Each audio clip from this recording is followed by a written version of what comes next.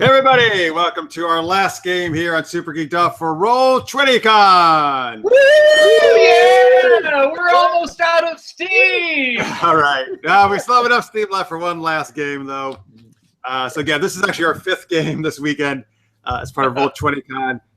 If you haven't seen any of the other ones, Roll20Con is a cool event that the site Roll20 uses. That's the site we're using right now. It's a very cool site where you can play all different kinds of role-playing games. We use it every night for our Monday night mayhem games. So you're going to see, like, on the right hand side of your screen, different dice rolls that we'll be doing, all that good stuff. And this is to help raise money for charity for Cybersmile is what it's called. It helps victims of cyberbullying. So if you can help them out, that would be great. I'm going to be posting the link throughout the game in the live chat. Also, it's on the homepage of supergeekedup.com, right, where you can go donate. Obviously, any amount, even if it's $1, helps out a lot.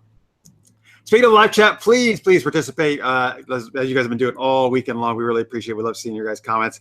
This game in particular is, again, a game where you guys can really help us shape the story and come up with character ideas and NPCs and all that stuff. This is called Fate Core. We played Fate Accelerated last night. That was a little simplified version of this. So, again, like the other game, Fate is a system where it lets you play in any kind of genre or world, sci-fi, fantasy, western, zombie, apocalypse, whatever. You know, literally you can create whatever you want, and the rule system will work with it. So we're going to do that in a minute here from scratch. We're going to, again, it's one of those games that really relies on the GM talking with the players, getting player ideas on what they want to play in. We're going to come up with ideas together, and then we're going to make our characters. So again, if you've never played before, we're going to kind of take you through the whole process of from no planning, creation, and actually then start playing the game. The main difference, if you watch the Fate Accelerated one, is Fate Accelerated uses 6 kind of stats. Almost like D&D, like dexterity and strength type stats. They're just called differently. This is going to use more like D&D skills. There's a list of 18 skills, like athletics or burglary or notice, that kind of stuff. So kind of similar to Dungeons & Dragons skills in a way, I suppose. But that's kind of the main difference. You have a bunch of skills to choose from rather than just 6 stats. They're going to apply things. Fate does not use a D20 or D6 or anything like that. It uses its own dice. It's called Fate dice. And you roll 4 dice, which the sheets will do for us because there's all these character sheets in Roll20 already.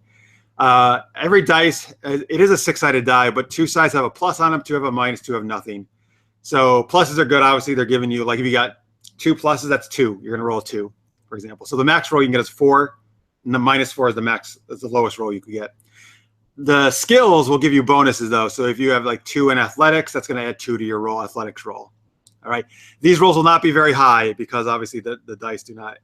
There's only 2. You know, you can only get 4 as a max on any die roll really before you do your bonuses. Okay. All right. So, but as the difficulty levels are not very high either as a result of that. All right. So it all works out. All right. So I think it's a very fun system. I have played Fate Accelerated and GM last night. This is the first time actually we've been doing Fate Core though. So Jen, just as you know, we're still learning ourselves. So, you know, we may not do everything perfectly, but we'll do our best and do our best interpretations as we learn here. All right. So let's see. I think that's pretty much all the thing out of the way. I'm going to go over to the live chat here. See, again, if you're in there, please tweet us or tweet us at Super Geeked Up or just type your comments in the live chat. We will share them as we do. Oh, we're all right, people here. Listeners made Necrodius. Hey, our 2 good buddies are there. Thank you guys for watching. Let's just make. We still really wants a 3 Stooges world. I don't know about that. We'll see. Oh, and Necrodius wants it in like the Doctor Who, the Whovian verse. All right. Well, gotcha. Yeah, I don't. Unfortunately, I don't think I know. I don't know if any of us know enough. Maybe Craig does that, or maybe these guys do. I don't know enough. I love Doctor Who. Oh, you? Oh, well, you would love that. I don't know the original series, the original ones though. I only know like from 2005. Yeah, I watched. Oh, nice. Yeah. I watched the entire David Tennant's, you know. I love David Tennant. It's amazing. Yeah. Is he your guy's favorite? Tennant, yeah. For me, yes. Yeah. But at the same time, I agree. We need to choose something that we're all really comfortable with and, you know, that we want to delve into, you know, that we... All right. So anyway, guys, if you've been watching yesterday and today, you've seen these players before. Trip is here as you at Monday Night Mayhem. You see him every week, and then we also got Craig, who's been playing a bunch of these games this weekend. Hey guys. Hi. I'm sorry you guys have to see me every week. I wasn't saying wasn't a bad thing. Anyway, it's good to see you. All right. It's gonna be a small game, but I'm sure it'll be exciting. Sorry, guys. Sorry, folks. I'm also eating because I haven't eaten all day because we've been doing gaming marathons, and it's really next time I'm gonna put more than half an hour in between them. It's just not really enough. You know, we could do a setting around a dinner table, and we could all be eating dinner. Yeah, oh, that'd be great. I'm just kidding. That's smart, actually. That's or it could be called "What's for Delivery Tonight." Nice. In the chat, Lister's Mate says, "I love Doctor Who," and then the Crodius says, "I am sorry too, Trip, that I have to see you every week." He's just joking. I get it. That's totally yes. I understand. He's just joking. Lister's Mate says, "How about a world where Captain Amazing and Darkstar, or the entire world of League of Steam?" Oh, thank you for that shout out for our show. Yes. No, very nice. Very nice. Yeah. That would be interesting if the Super Knocked Up world met League of Steam. It would be. Seems like there would be lots of steamy fun. Yeah. Oh, yeah. My. League of Steam is a Trip series that he does. Super Knocked Up is a series I do. You can go to leagueofsteam.com, right? Yes. Or supergeekedup.com. You can find Super Knocked Up. Yep. All right. So the first thing we're gonna do here, folks, and again, we haven't planned anything out in advance. The first thing we need to do is kind of determine what kind of genre, what kind of world we want to play in. So throw some ideas out, guys. What do you think? We did gaming yesterday. No, the actual game thing we did. It was a video game. Yeah, world. what'd you guys do? It was a video game world. So they were running into Mario and Link and Sonic and stuff. Interesting. Link with a beer belly. So yeah, that was interesting. All the heroes had gotten lazy because they beat all the villains, so they got all fat. Yeah, so we had to do it instead. The B team. It was good. Craig, were you thinking sci-fi? Maybe is that what you were thinking? I was thinking sci-fi, since I know you're pretty big into like Battlestar Galactica and Star Trek, Star Wars. I'm not sure about Trip though. Star Wars and Star Trek, I love. Not Battlestar, but the other two I definitely love. Oh, okay. Oh, sorry. Yes. I enjoy all that stuff. So we could definitely do a sci-fi world for sure. But Trip, do you have any other ideas? You know, a couple things have been going through my mind, but just because I'm I've been encountering stuff, you know, through Facebook and stuff. But I don't know if it's been released or if it's getting ready to be released. But I know that I think it's DC and Looney Tunes do mashups sometimes, and there's like a mashup of Elmer Fudd, who is apparently Bugs, you know, but it's like a film noir sort of thing, and there is humans. It's human characterizations, but like a buck-toothed assassin Bugs, you know, has tried to take out Elmer Fudd. But Elmer Fudd, you know, tracks him down and is about to blow his head off. But he finds out that the contract was actually put out by Bruce Wayne. So then it becomes like Elmer Fudd hunting down Bruce Wayne. But it may or may not appeal, but I'm kind of wondering what it'd be like to do some kind of bizarro mashup of a cartoon or Looney Tunes, or even like a really dark Winnie the Pooh series kind of came to mind. Like, what if there's a murder that's happened in the 100-acre woods? Or maybe we suspect Christopher Robin is a serial killer or something like that. Oh, God. And all the animals are scared shitless, you know, in the 100-acre wood. Definitely taking a different turn. Yeah, it's just an idea. Yeah. Wow. In the chat, by the way, as you were talking earlier, Listeners says, I thought Trip was talking about Space Jam too. I was thinking Space Jam. Yeah. Oh, I gotcha. But, you know, I always enjoyed Star Trek, and I think it'd be really kind of interesting to do like something in the original sci-fi world of Star Trek, if you guys ever, you know, if you guys watch the originals. Yeah, so let's, and That's science fiction is pretty much my favorite thing too. And since we never I haven't personally been in any Fate one where we've done that, I'm totally down with to do some kind of sci-fi thing as well.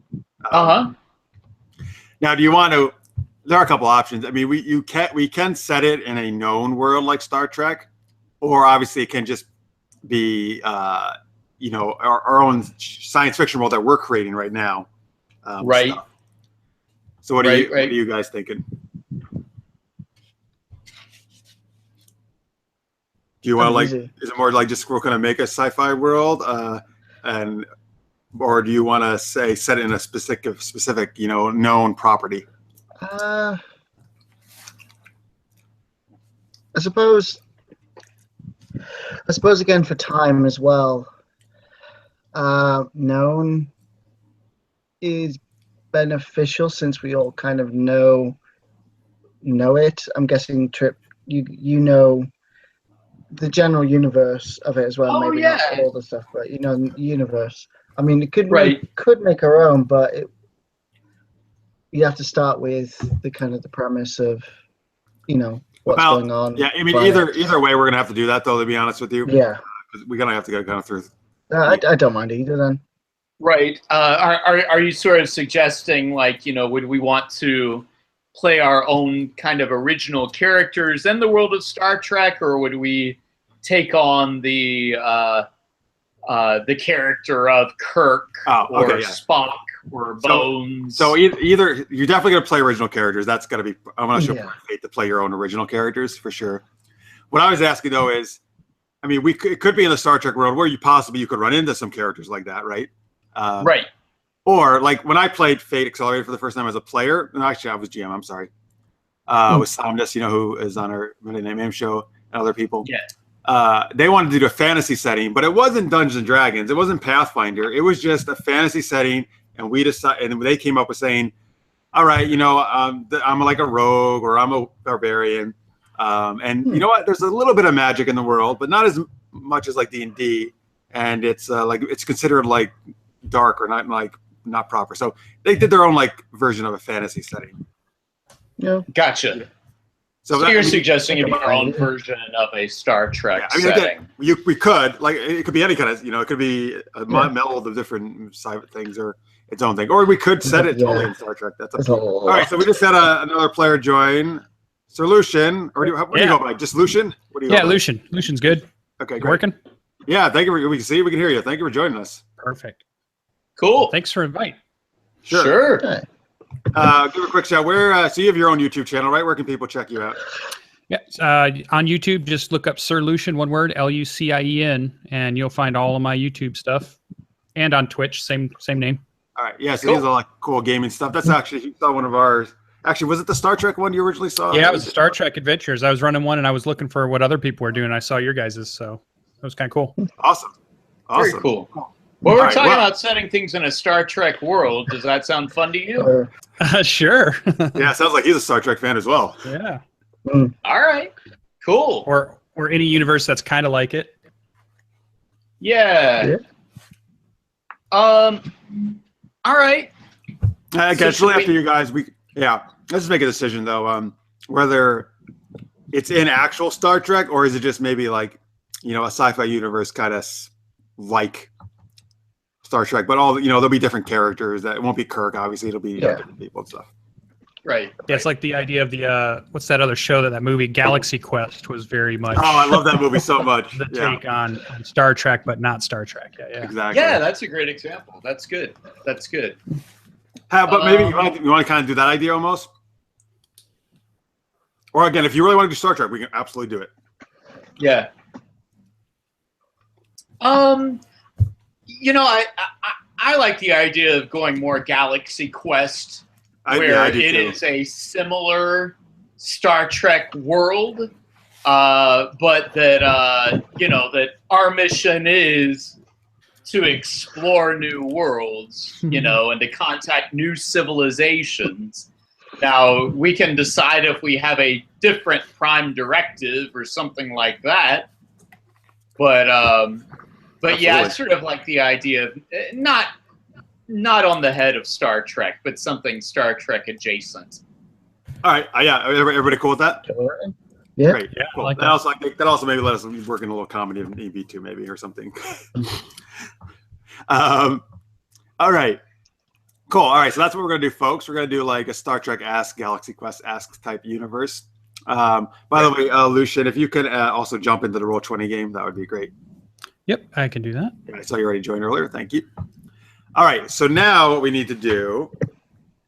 All right. Well, so, and just, I guess, to kind of set the world a little bit, do you want to say like, so it's more Star Trek-y though than Star Wars-y? Like, are you imagining the ships are kind of more like Star Trek and there's like kind of phaser type weapons and stuff like that and energy weapons, transporters? Is that what you're kind of imagining?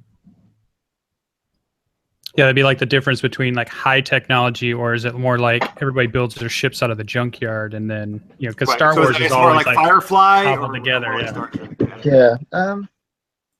Sounds like more like Star Trek, right? Is the way you want to go? I'm thinking that. I'm thinking more like Star Trek, where there is like a definite, whatever kind of federation of planets, and that it is, sci-fi, but still high technology. It's not a destroyed world or anything. All right. Cool. So, Craig, can you just move Lucian's picture there when you get a chance underneath the rest? Yeah. Thank you. That's a cool crest, by the way. Yeah, that's my personal crest. Did you make that? Yeah. Yep. Oh, that's awesome, man. That's really cool. All right. So we're going to say then the trip, obviously the ship's going to like travel at light speed or faster, right?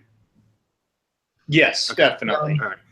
Now, do you want to say, is Earth kind of like the main focus of this, whatever this Federation might be, like in Star Trek, or what do you guys think? Or like another body. Like, are you guys all humans? Are you an alien? Or some of you aliens, some of you humans? I guess we can figure that out later, but yeah. Mm-hmm. I think that there's a possibility of both. I think they're definitely aliens and humans that are working with each other now. Okay, so very similar to the Federation, right? Yeah. Okay. Yeah. Right.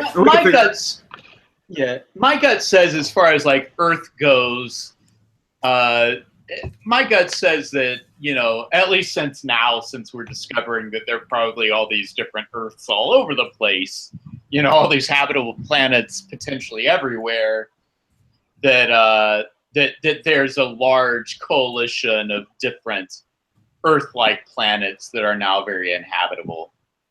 And all these different civilizations sort of working together on these different planets. So Mass Effect kind of thing. A little bit. Yeah, for people who played the video game Mass Effect, which I love. Yeah. That's another good example. By the way, Lucian, in the Hangout chat, I just put a link. When we get to the character part, that just lists all the skills out if you want to see a list of the skills, like if you don't, Okay. Great. And again, folks, remember, I'm going to put it in the chat. We're doing this for Cybersmile charity to help victims of cyberbullying. In our last game, actually, in Apocalypse World, these guys got to beat up a band called the Bullies. Yeah! Yeah. And they sucked! Yeah. Yes. And they won the Battle of the Bands. They defeated some aliens, too, or hybrids. And other things. All right, anyway, but now we're playing Fate. All right. Oh, by the way, also, Evil Hat, who makes Fate. Again, they gave us some prize packs to give out. We gave out one yesterday. You still got one to give out today, $25. You can get anything on their site, digital-wise, on the Evil Hat site. So keep watching, keep commenting. I want to give that out later on. All right, cool. So, all right, that's a pretty good idea. All right, when we get to the character part, you guys can also figure out maybe some of you might want to be an alien or human. We can decide that when we do the character things. Definitely. All right. So the next kind of big thing is for any kind of Fate setting, now that we got this more or less the kind of general setting down, is to talk about the issues. And what they talk about in Fate are to have two different, a current issue and an impending issue, ideally, or you can have more than one of each. A current issue would be something affecting your characters right now, like something they have to deal with or in their lives. And then a pending thing might be some kind of thing that's kind of possibly a larger thing that's coming on, or it might affect the world, or in the future or looming. Any ideas for either any kind of issues or some kind of things you guys might have to struggle with or be dealing with? Impending war, like hostile, like tensions along borders. Okay, so war with like maybe an alien race. Another, a different race from what we are. A confederation of other races. Yeah, exactly. So it's like the Federation in a whole nother identical group of lots of guys, lots of different alien species. I kind of like the idea that maybe there has been some kind of breach through a massive black hole, and that it's actually like a whole other parallel universe, mirror universe, confederation of other aliens that are like coming into our, dimension now to take our shit, basically. Okay, so this parallel universe aliens are coming into your universe, right? Which I'm gonna use some DC terms. I'm just gonna call that Earth 1, where you guys are. Sure. I'll call it, I don't know, whatever. Universe 1, let's say that. And they're trying to basically kind of conquer you guys, maybe, or take your resources or something like that. Yeah. Yeah, it seems like they're coming in to conquer and destroy, potentially. Okay. What do you guys think about that idea? Yeah, sounds good. Good. Go with that. Okay. Okay, so first off, let's get some names going here. That's what I can spell. What do you guys belong to? What is the name of this thing? Okay, so it's a group of like different planets, right, and worlds all together, like the Star Trek Federation is what you're thinking? Yeah. Anyone have any ideas for names? I do, but it's stealing. The Interstellar Alliance. Go ahead. The Stellar Alliance? What's that from? Interstellar Alliance from Babylon 5. Okay, well, we could do something else Alliance. Yeah. I was waiting for a Babylon 5 reference. I was trying to hold it in as much as I could. The other one's the Earth Alliance. What about Universal Alliance? Something real generic. Yeah. Sure. The Imperial Alliance. Yeah, it's almost like the like now we have like buy more or these big conglomeration that are just kind of a generic term. So yeah, like when you say Universal Alliance, it's so generic because it's just so widespread and it doesn't want to offend anybody. Okay, I love it. We're going to call it the Universal Alliance. Were you saying you prefer the Imperial? Are you okay with Universal? Ooh, Imperial is a good word. Imperial or Imperium Alliance.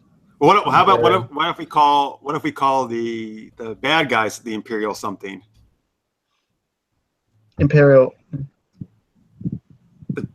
Confederation or something, or the Imperial Regime. Imperial Regime. All right, that's good. That sounds kind of nasty. So Universal Alliance and the Imperial Regime. Yeah, like it. Okay. That's going to be the kind of confederation that comes from a parallel universe, right? Yeah.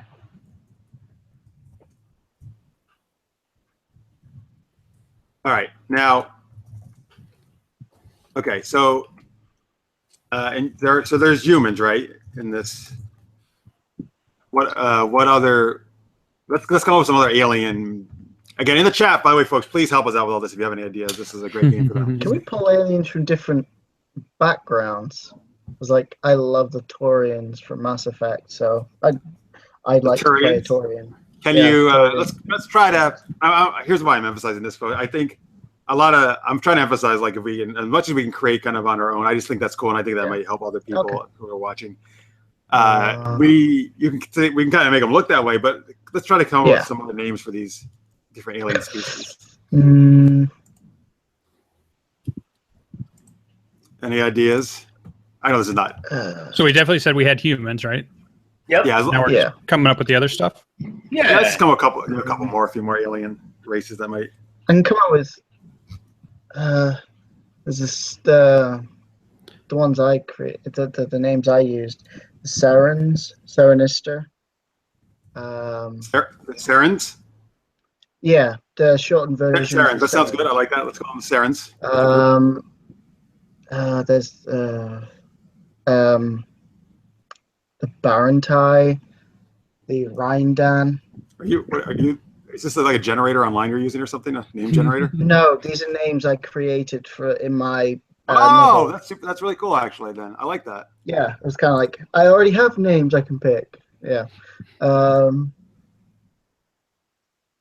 Yeah, I kind of need a description of what each of those are to get a visual. Okay. Necrotius, by the way, yeah, we'll do that in a second for sure. Necrotius Okay. says whatever race Mork and Mindy or Mork from Mork and Mindy was from. Okay. Nice. I have no idea. Oh, I think he says it too. There's something that He does it. Yeah. I like the idea of something called, I'm just going to say they're called the crystals, but they're somewhere between like a biological creature, but also a silicate creature. So it's like they actually look like living Crystals. crystal type, I mean, they have arms and legs and everything, but they kind of have a natural armoring too. And they're light colored, they can be like light blues or light pinks or, Like Tholian type of appearance, not necessarily crab, but that kind of image. Yeah, I guess so. Yep. Okay, I'm gonna just The again. crystals. I'm gonna say there's also a race called the Xenons. What about like okay. a machine race that has gotten sentience at this point? Oh, cool. Yeah. So they're Are those the robotic, Xenons? but They could be. Or do you have a name for them, Lucian? Or I can just assign them to somebody else we've already come up with. If not, it could either be one of the names you already had, or I was thinking of the derogatory term for them would be the gears, like when people are, because they're like the internal kind of, but they're not that way. But it's kind of like the data of, Yeah, let's call them the gears. Is that now cool? are they androids like that? Are they more like Borg? Or are they robots? What are they? No, more like the fully artificial, and then the brain had become sentient. So mostly like data, I would say.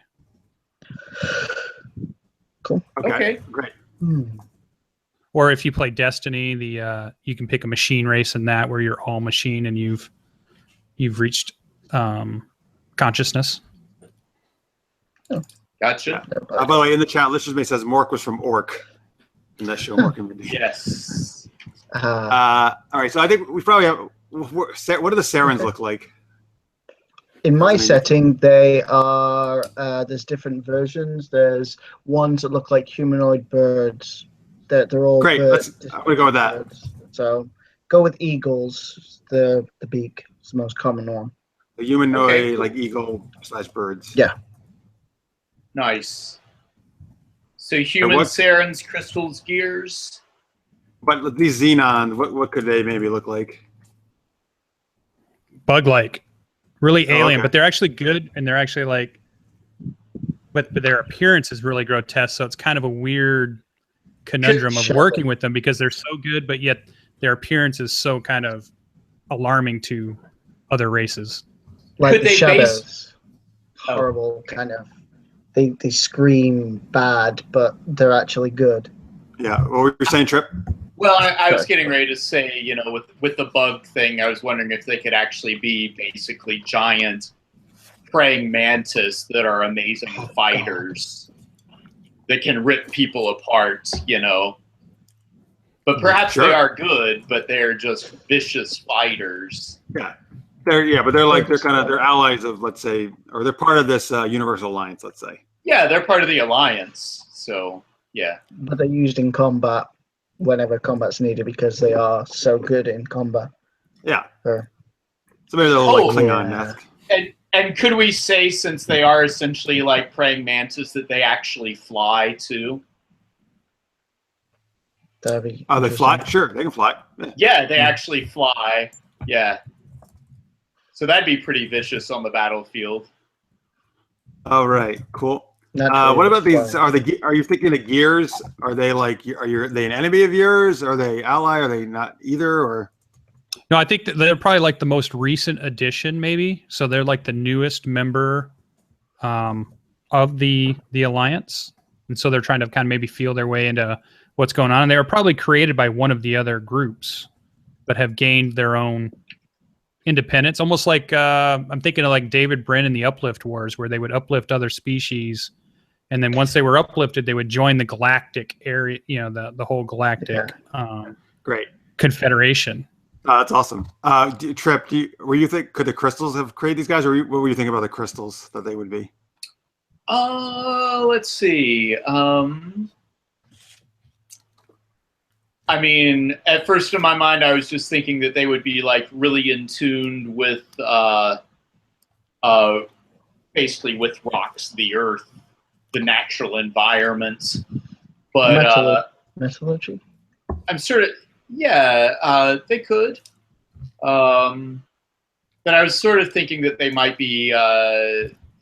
Well, are the gears more like the scientists now? I was sort of thinking the crystals might be sort of more like scientists. Yeah. Oh, you know what? The crystals could be healers too, though. They could really be in tune with all things. Vibrations and harmony, and yeah, the elements of the universe. And so one of the natural things that they do is that they bring peace, they bring, healing. Armored healers. Sure, that's sounds great. Yeah. Yeah, I love it. What about the Sarens? Are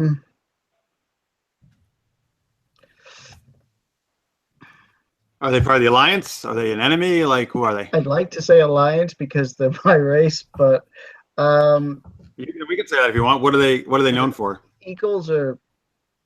When I was researching, the birds tend to be isolation. They'll go for higher up places. They're well, like in a technological sense, that's like they're the scouts, right? They're the first ones to go in and gather information. They're all about checking things out first. Information. They're like information.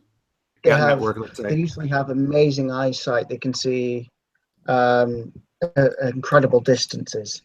Great. So they're probably good as scouts and possibly diplomats to some extent, perhaps.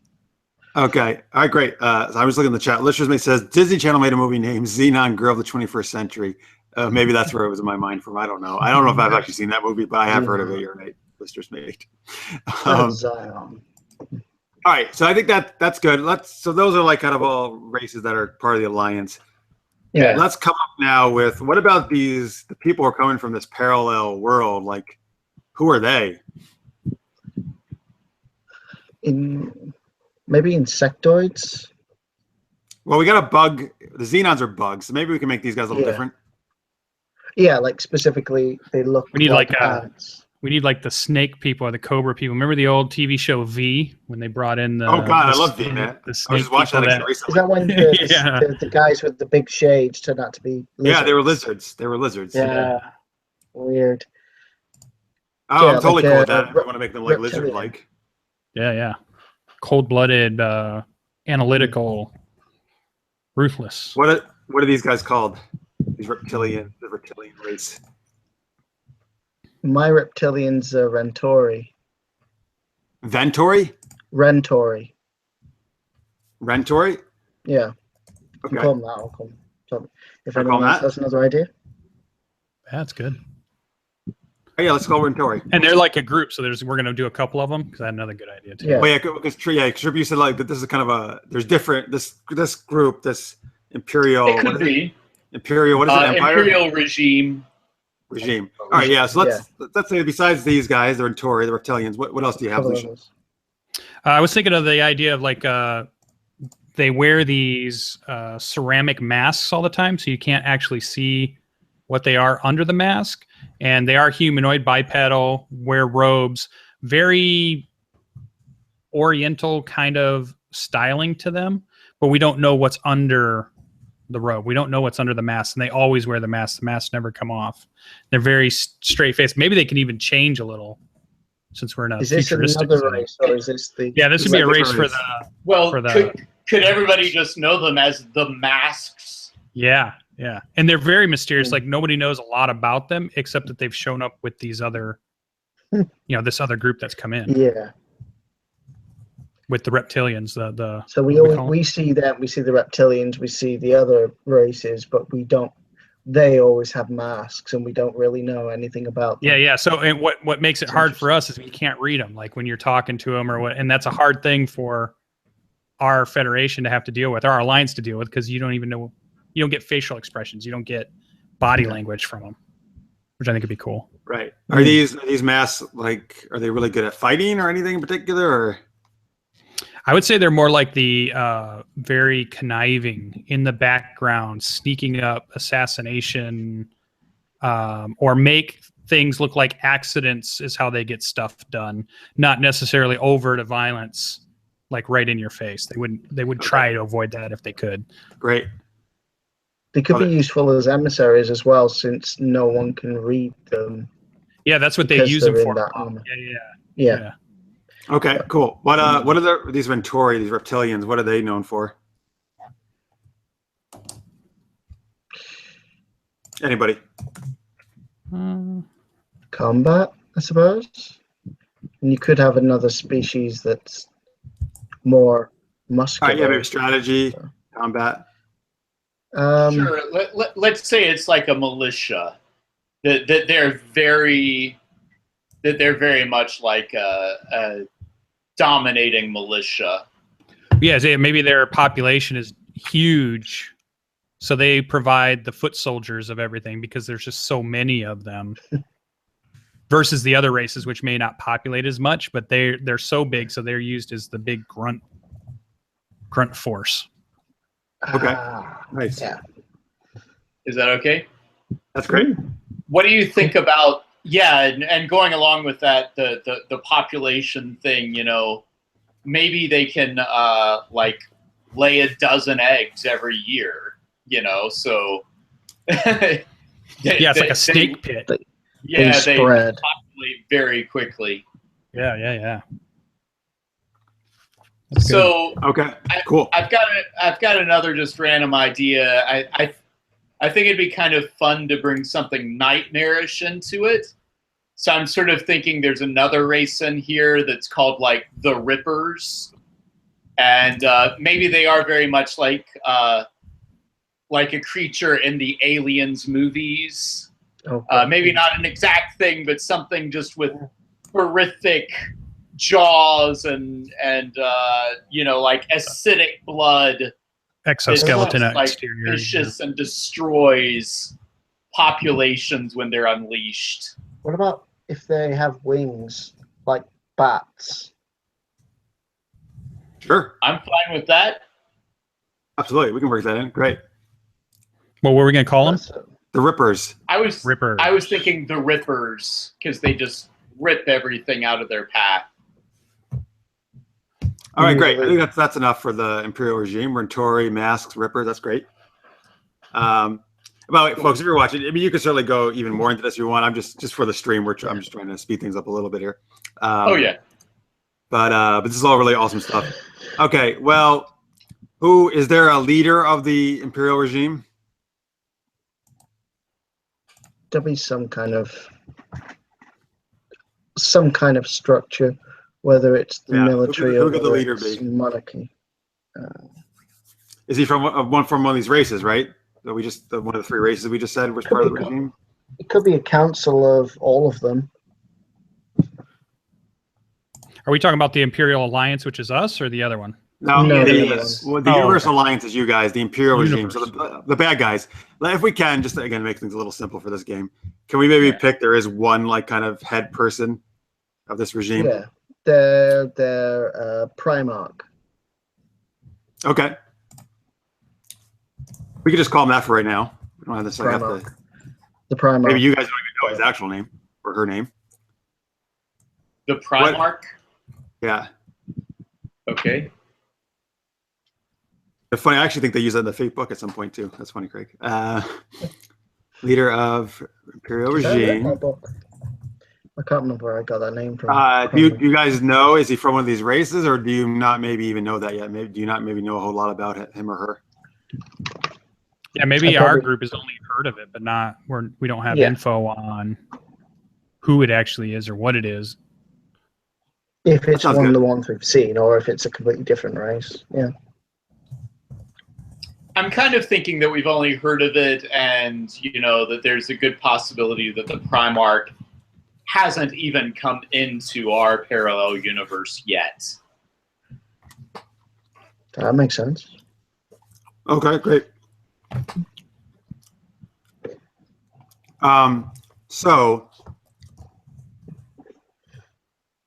we're saying that kind of the issue is, though, that the regime has come into your universe, right? Can we maybe let's say, so kind of an overall overarching thing is obviously this regime is here and they need to be stopped. Can we maybe boil it down a little bit? Is there anything kind of more specifically they're doing right now that maybe you guys are going to need to stop? Right. Yeah, the one idea I was thinking of when you said it was the more immediate issue is that the people we're playing are brand new to a ship. So we've just been assigned to a ship and we're being sent out maybe to the borderland area, but that's where that black hole has opened and that's where these things have come out. So you have that danger, but it's also a borderland area where maybe exploration's going on. So there's, that mapping, exploring stuff, but you also might run into these people that are coming through.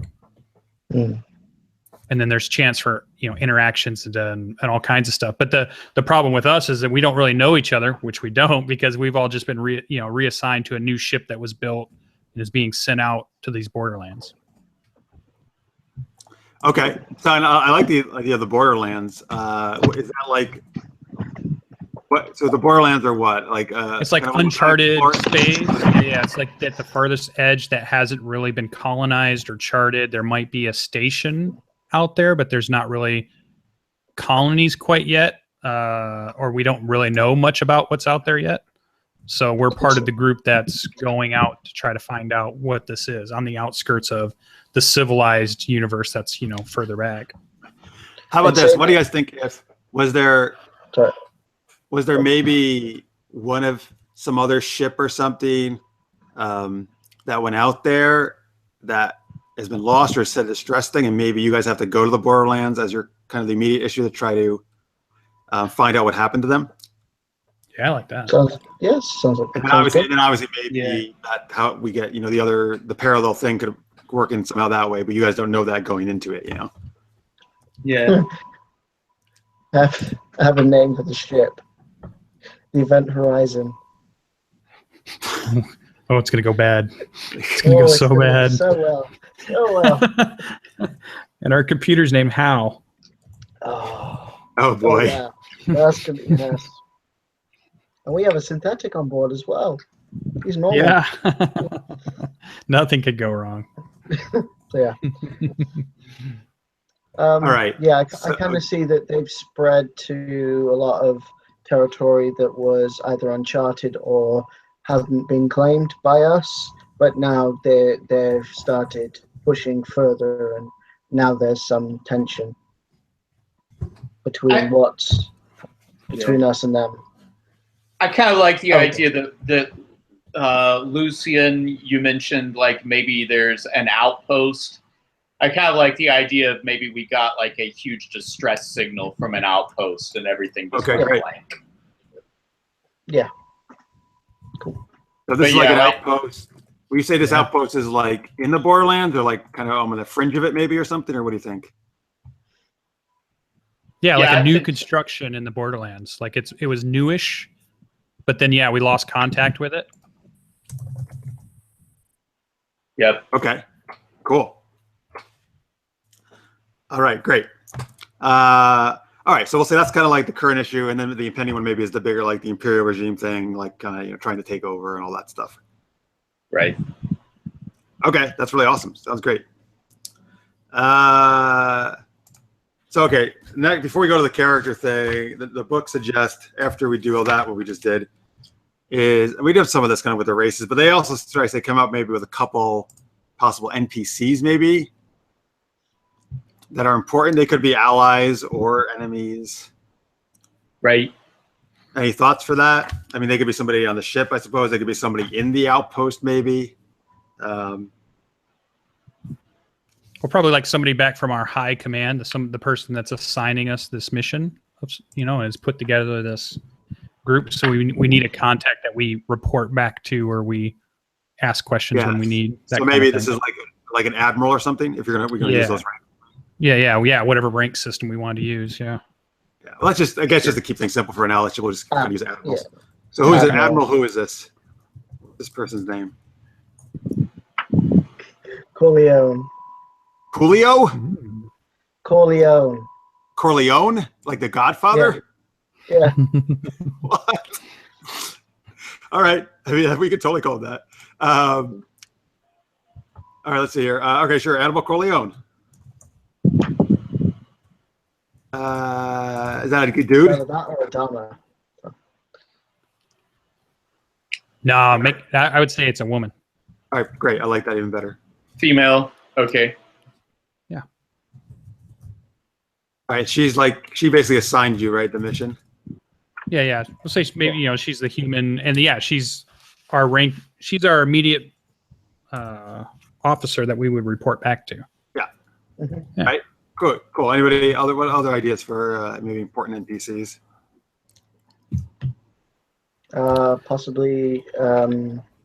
Maybe we have like a crystal that's been assigned to the ship as not necessarily in the command structure, but as like a liaison. They're like somebody, like an advisor, but they're not in the military structure. They're a little bit outside of it. Could the crystal be maybe almost the ship's medic or doctor? That's what I was thinking. Yeah, that it'd be the ship's doctor. Scientist. Yeah. Yeah. Great. Okay. Do these crystals have names? Do they go by names? I would say yes. Okay, great. Let's come up with a name for this crystal. I'm thinking they probably have, depending on how they communicate, they probably have names we can't pronounce, so they'd get nicknames instead, or something. Okay, I can totally see that. Like call signs. Let's just call it Micah. How's that?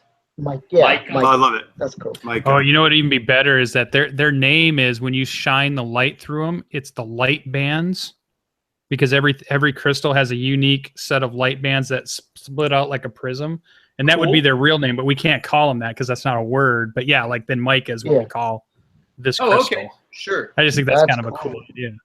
Yeah, that's cool. I like that. Crystals don't really have sexes, do they? Like do they associate themselves with any gender or no? No. Let's make them no genders. Yeah, like they're omni. You know, they're like all genders, no gender. Yeah. Is it omnisexual or something like that? All right, cool, great. Any other ideas you guys got? Maybe one more.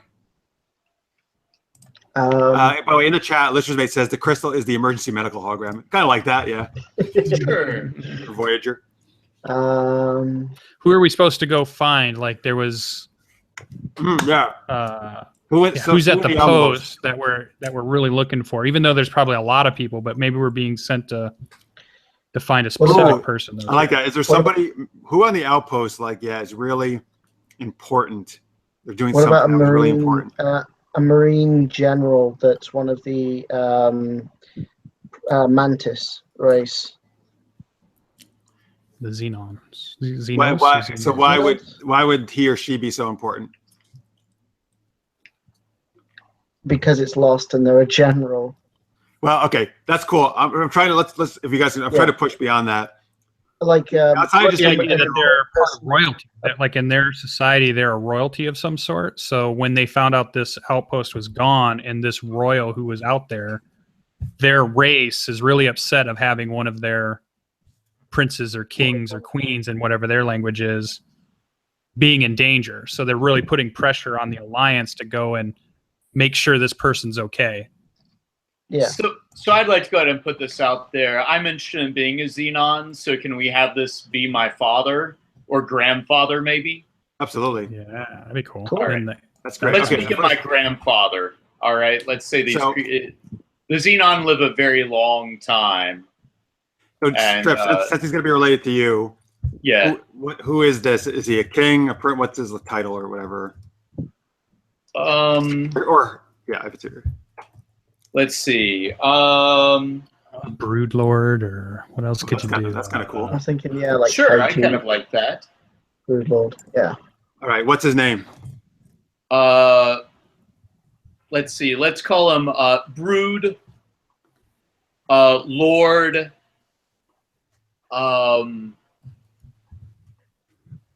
Like some good bug names. I know.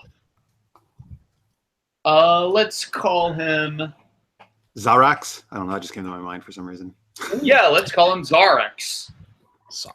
Zarax. He's a Xenon, right? So Brood Lord Zarax. He is a Xenon. And he's your grandfather? Yes, grandfather. And is the Brood Lord? Is it like not? Is he the? I don't know, the king of the entire race, or just kind of like almost like a nobility type title, or up there, or what do you think? Let's say they're like 4 different Brood Lords. So he is one of 4 major kings, basically. Great. Yeah, why not? Love it. All right, awesome. All right, so we're saying there's distress from this new outpost in the Borderlands. You guys are going to know that Brood Lord Zarax was out there, right? Yeah. And it's very important to the Xenon people, and obviously to your character as well, that they rescue him, right? Yeah. Yeah. Okay, great. Those are great. Those are great for current issues. Just make a note of this. Brood Lord Zarax. All right, awesome. Cool. Yeah, go ahead. I was thinking, I'd imagine he's not actually stationed there. He's just, it's possible maybe they tore the borders of the, what is it, the Alliance we are? Universal Alliance. The Alliance. They bordered the actual Alliance rather than he's stationed there, because it wouldn't make sense to have somebody that high rank stationed on the border. Yeah, I think the idea was maybe that Lucian was saying was, remember, he was like almost visiting as a dignitary because it was a new station, right, or something? Yeah. Yeah. That's what I was thinking. He's visiting. Maybe it was their race that actually were building it. And so he was there because most of the workers, and it was like a big technological feat, and it was like the christening of, and it was like, it was good. But then all of a sudden this happened. Yeah. Sounds awesome. Good. Mystery. Sounds great. All right, cool. Again, if you're just joining us, folks, we're playing Fate Core. And this is a system you can play in a game. We're doing a Star Trek-esque type thing, so a sci-fi world. And we just came up with there's a Universal Alliance that's kind of, I'm just gonna say they're kind of like the good guys, and the Imperial regime is like they're gonna come from this parallel universe. They're kind of the bad guys. And there's this distress call on this station in the Borderlands, and this Brood Lord Zarax, who's kind of like a royal in this bug-like race who are good guys. They gotta go try to see what's up with him. What is hey, by the way, what's the station called? This outpost.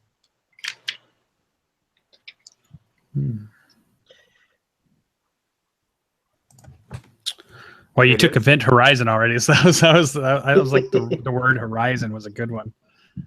Something different. I said that, but there's not actually a ship; it's a station. So we can call. All right, Horizon Station. How about that? Yeah, the Horizon. Yeah, sure. Horizon Station. A great name. All right, from Horizon Station in the Borderlands. All right, cool. All right. Remember, folks, it's in the live chat on our website, supergeekedup.com. We're doing this for Cybersmile charity, trying to raise money. They help victims of cyberbullying. And this is part of Roll20Con. This is our last game. This is our 5th game this weekend that we've been doing. All right. So hey, now it's time to do some characters. All right. So you guys can open your character sheets. And actually, Craig, if you want, you can leave yours right open on the screen. You don't need to pop it out because it wouldn't be a bad idea to let viewers see what you're doing if they want to learn about Fate. Sure. So you can everybody open their character sheets there. Great. Okay, so what we start with when we do characters here. Craig, is yours opening or no?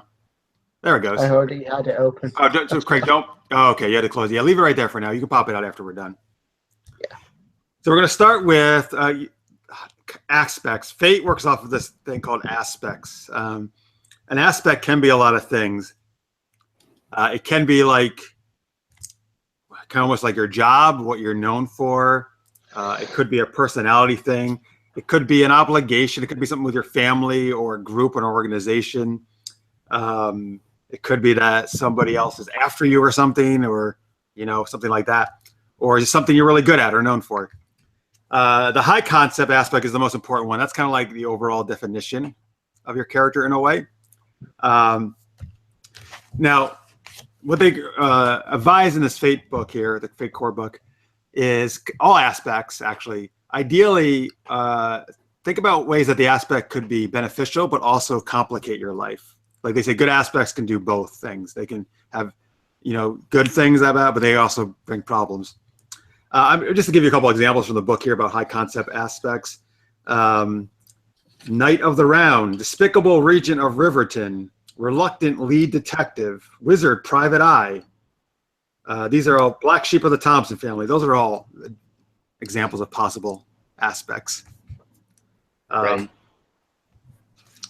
Like, I think another one in here, infamous girl with sword, wizard for hire. These are ones actually they use in their examples of the characters they take through. Disciple of the Ivory Shroud. Those are all like, and obviously they didn't define what the hell the Ivory Shroud was, but it was like an organization. So what do you guys tonight? Again, folks, if you're watching, we haven't done any pre-planning of any of this stuff. But what a cool thing about this game is you can actually kind of just make things up on the fly like this and then just do it if you want. Any ideas? I mean, Trip, it sounds like you already had maybe some ideas, right? Well, I'm thinking right now. Oh, you want to be you're a Xenon for sure, right? That race. Right. I mean, I'm thinking that I need to be a good fighter. It could have something to do with my flying too. Definitely. I think I want an aspect with my family name. I would be an heir to, this royal lineage. Okay, cool. And by the way, we are going to do more than one aspect for sure. At least 3 we're going to do, maybe even more. Yeah. Do you want that could be your high concept. It doesn't have to, but like heir to the whatever you want to call it, to the Xenon. Like what's the name of your brood? Like each brood has its own name too. Yeah, it's something idea. Brood. Right. I think it would actually be the Zarax brood. Okay, heir to the Zarax brood. That could be a high concept. Sure. Yep. Great. Now, also, just as I go to the other guys, think the underneath that says trouble aspect. That again, one that can have positives and negatives, but definitely that should be something that you think could definitely complicate your life, in some way. Right. But let me go to the other guys. Do you guys, Craig or Lucian, have any ideas for high concept aspects? I put down freshly promoted commander, so she. I'll put it as a she. Okay, cool. He's very new. So not only have they put all the crew together, but they've added this new captain as well of the ship, or commander of the ship. And now, are you the captain of the ship, or are you like a second in command or a first officer? What do you think? If we're gonna do ground stuff, I'd be second in command rather than captain. Captain wouldn't lead the ship. Okay, so you have the commander rank. Maybe you're like the first officer. And the XO, yeah, freshly promoted XO. Yeah. We'll call the XO. Good. By the way, folks, just to point out again, if you haven't played Fate before, I like these aspects because they can freshly promoted is a good description because the XO, executive officer, that can definitely obviously have benefits because she's the second in command. But since you're so recently promoted, it also possibly have complications. Maybe you're unsure exactly if you can do the job. You've never had a position like that before, that kind of thing. With tested in that position to command. Yeah, heir to the Zarax brood, right, is yours, Trip. Yeah. So again, that certainly has privileges as a royal to it, obviously, but also it can have obligations, things that maybe you have to do that you don't want to do. Right. So again, folks, these are good because they do definitely can have positives and negatives to them. Or there could be other heirs that might challenge you at some point. Oh yeah, that's very true. Siblings. So, Lucian, any ideas for your high concept aspect? Yeah, I'm thinking a follower of the path, and it's it's the idea of the gear who is very almost like a Buddhist Taoist kind of philosophy. The idea of pacifism and going with the flow and all those like kind of Confucius sayings. He tries to live that path even when it's hard to live that path. Okay, cool. So hang on, I just want to jot these down. So follower of the path, right? So it's kind of like it's not necessarily a religion, but more like I would say it was closer to Taoism or, you know, Confucianism, if that's the word. The Eastern philosophy, and he tries to follow that in this modern, you know, hyper technical world, which can be challenging. Okay, great, love it. And okay, so the path is kind of like the name of this. Yeah, that's the name they gave it. But yeah, it'd be like like a Taoist monk almost, or you know, and he's always has those sayings of, you know, we should flow with the water, not swim against it, or, you know, that kind of stuff, which gets annoying to everybody. Anyways. Great. Just so I can note this down, Trip, what was your concept? It was heir to the Zarex Heir to the Zarex brood. Yeah. Zarex brood. And Craig, yours was freshly promoted XO, right? Yes. Yes. And that's a woman, right? You're playing? Yeah, I figured I was going to play a woman for one of the games, so yeah. Save it to last. Great. But trouble aspects, any ideas for any of you guys? How about prone to malfunction? Because you're a gear, right? Because I'm a gear. Yeah. Okay, great. Yeah. So, or high maintenance or something. Like there's it's hard for me not to be in civilization or be out of it where I can't recharge or I can't get parts that need to be fixed or tuned or whatever. And that can okay, affect my performance or whatever. You're gear. You're a Xenon, Trip. Are you human, Craig? What else? I was debating whether to be human or Saren. All right, well, you don't have to decide it right now if you don't want. Yeah, no. Still debating. All right, well, yeah, we'll figure out at the end. But Craig or Trip, any for trouble concept? Or trouble aspect, I should say, sorry. I'm thinking battle scarred. Okay. She's seen battle and it still affects her. Great. When she was an ensign, a lieutenant. Gotcha.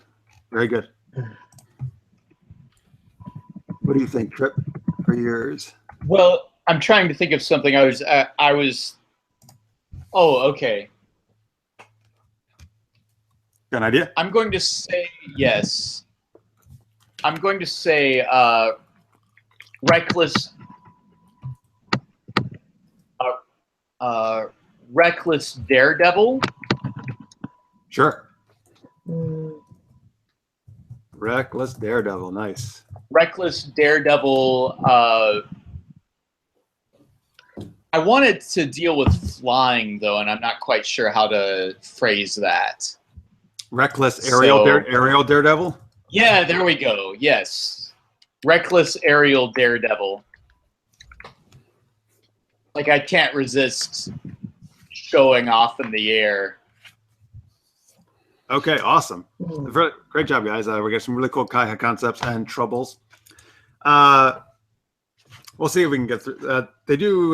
We don't have to do all these, but for the another aspect, they said for this one, think about what was your character's first adventure? Kind of like what happened that maybe was something like, yeah, that first adventure, that's first like really kind of, I don't know, like thing that really stuck with you in your life or career or something. Again, it's okay if you guys can't think of this right now. We can always fill these things in as we go, or just go, because they actually even say you don't have to fill everything. Sometimes it just comes in through playing the game.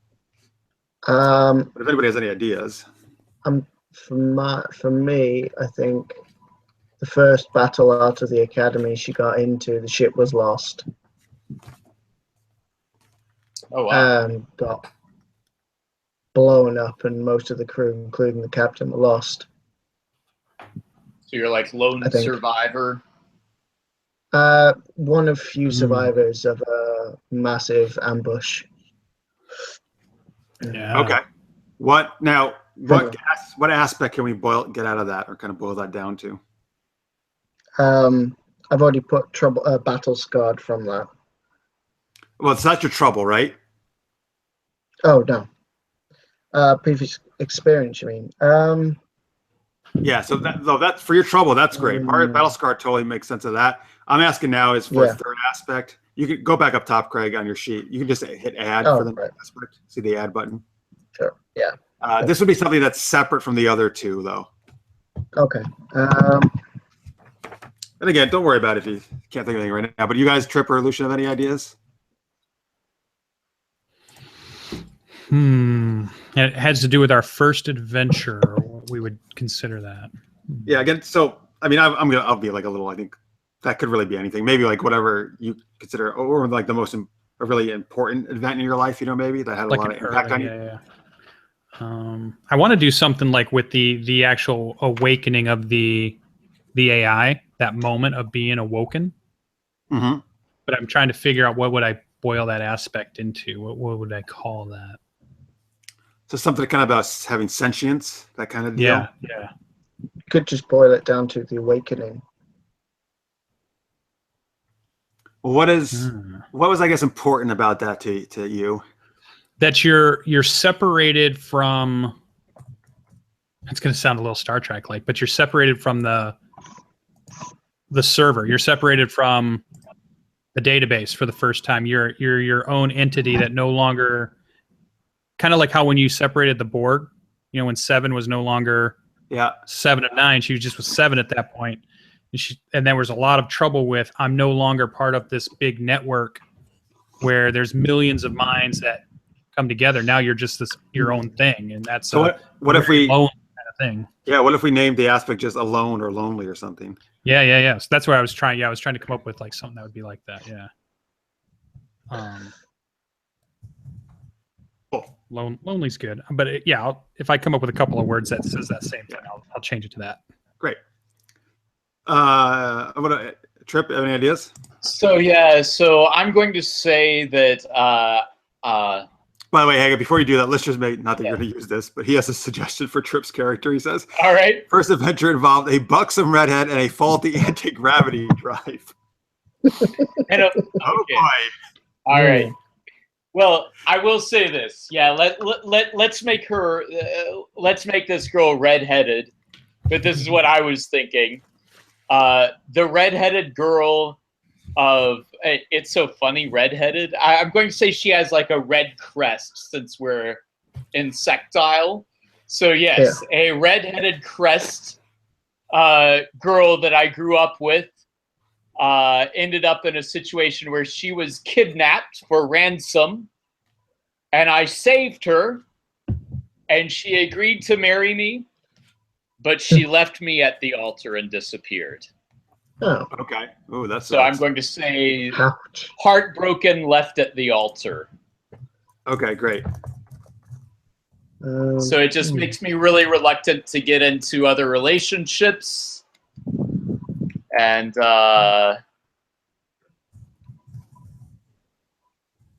I'd probably take it. Yeah, that's really cool.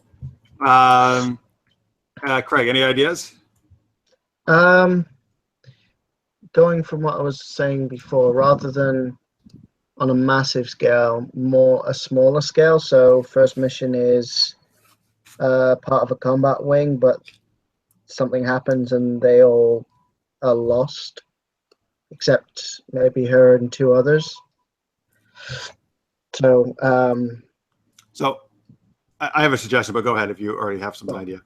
And maybe calling that something like thrown in at the deep end kind of thing. It was kind of unless what was your idea? We could do that, or I was just thinking I could call it Survivor. Yeah. Okay. Survivor's guilt. Oh, I kind of like that too. What do you think about that, Craig? Done. Survivor's guilt. Survivor's guilt. Great. Yeah. So. Nice.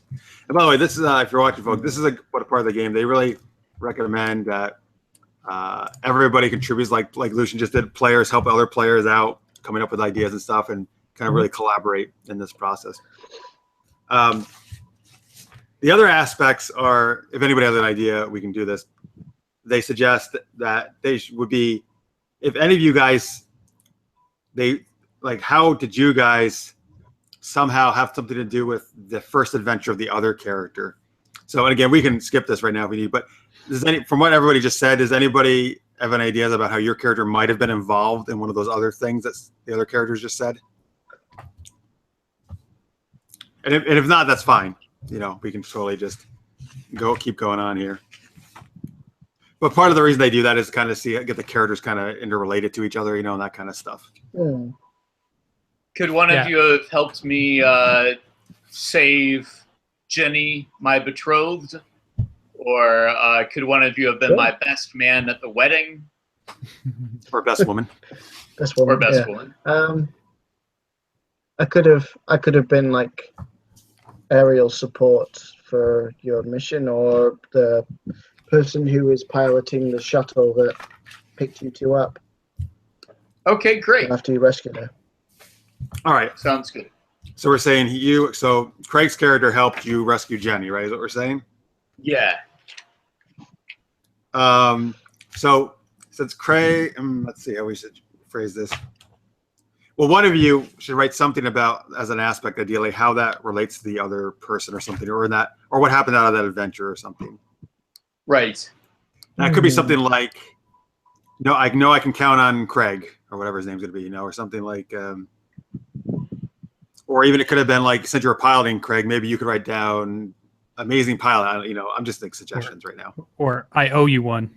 Yeah, absolutely. Yeah. So like Trip, you could write down that like I owe Craig one, whatever his name's going to be, Right. But it's really up to you guys. Craig one. All right, let's I say like that. that. It's just I owe Craig one. Sure. Again, you can when we figure out his name, you can change that. Yeah. I'm still thinking. Any ideas how the gear might have? Do you think the gear would have any of these guys, or? It's probably a little harder, but. Yeah, I was thinking because it's a machine, so it could be alive a long time. So there's a lot of time span that could play around with.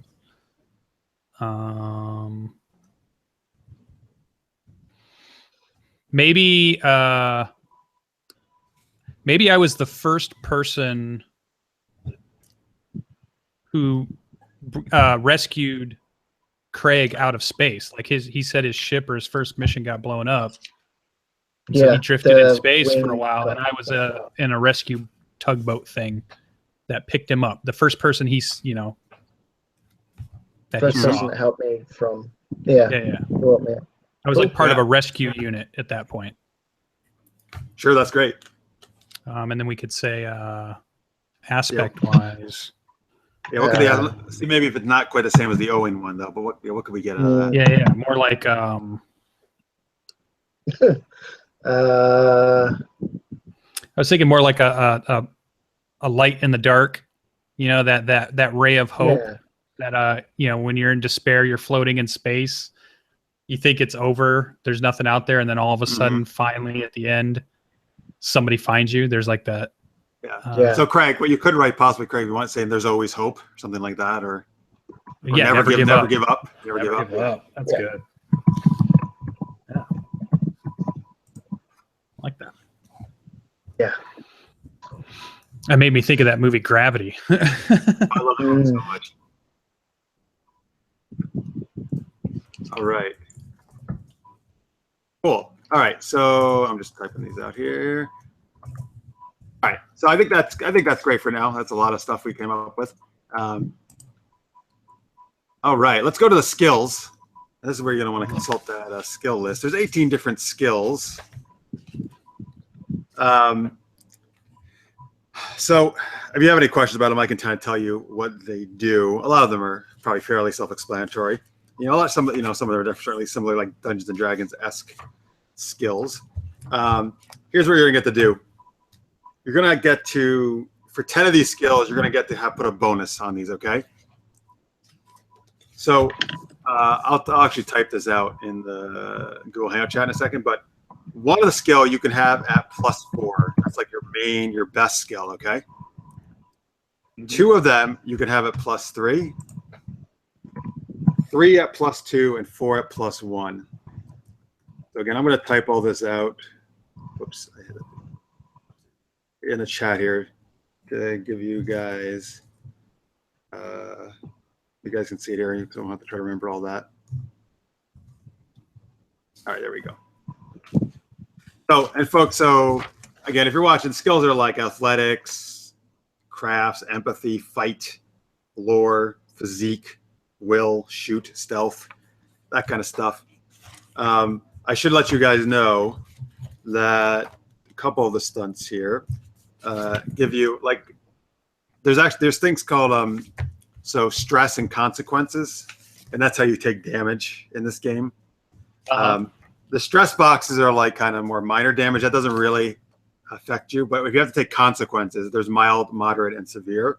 That's actually like real injuries to you that can last around. Mild isn't bad, but the other two can be bad. If you take something in physique, you get to add stress boxes, just so you know. Okay.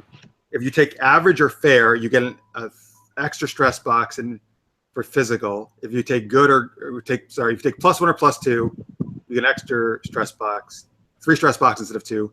If you take +3 or +4, you get 4 stress boxes.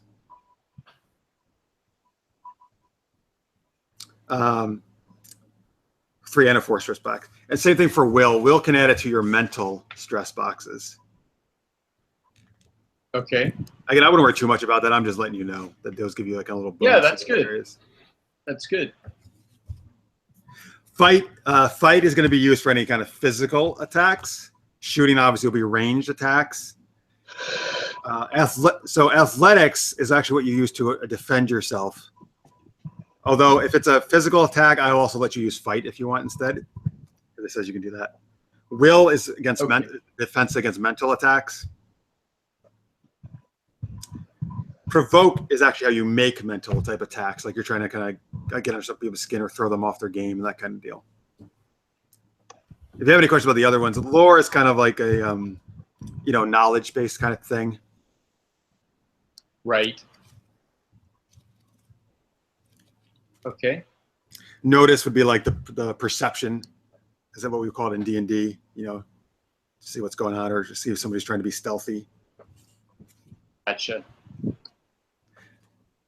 And I would say ideally, something that happened like last playing Fate Accelerate, I think a little bit is everybody unfortunately chose like I think similar great stats. They were all the same thing.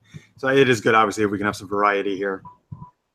But it helps it helps here because there's so many more skills in this game, so it helps that variety that way. With flying, do you think that would be under athletics, or could that still be considered under physique? I don't know. That's interesting. So I'm gonna say I'll go athletics for that. Okay, cool. Or yeah, we'll just say that. We'll keep it simple. All right.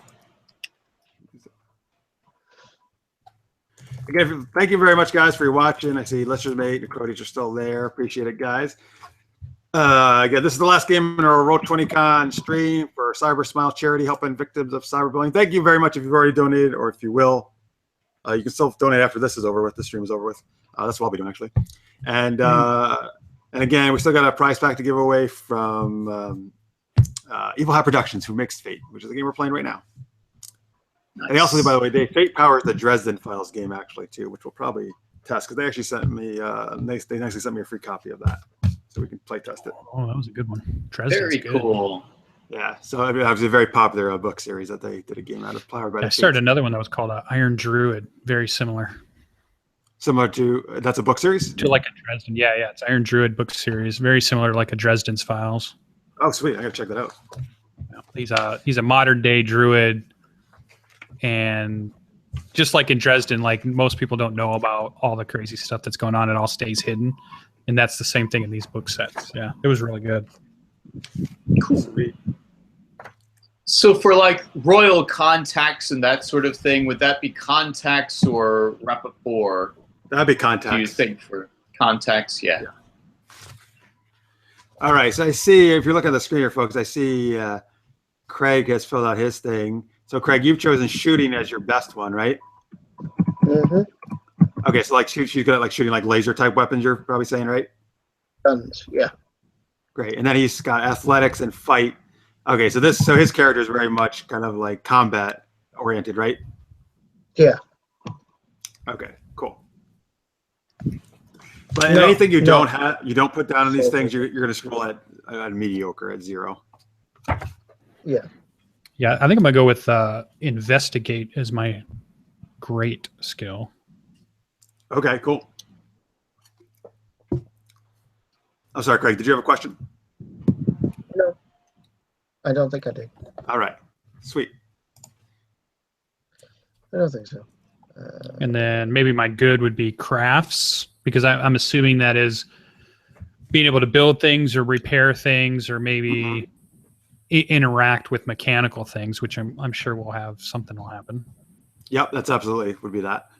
And then I'm thinking the other, because that'd be a +3. The other one I liked, I think for mine was maybe lore, just knowledge. Having raw knowledge of, being able to pull up weird facts or weird history and being able to log into the database and find information.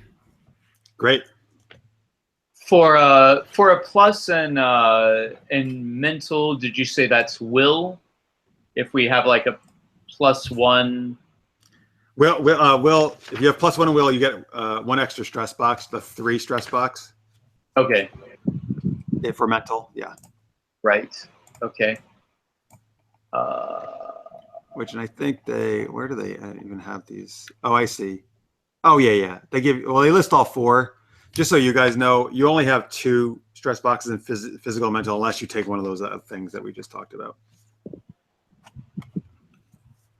Okay.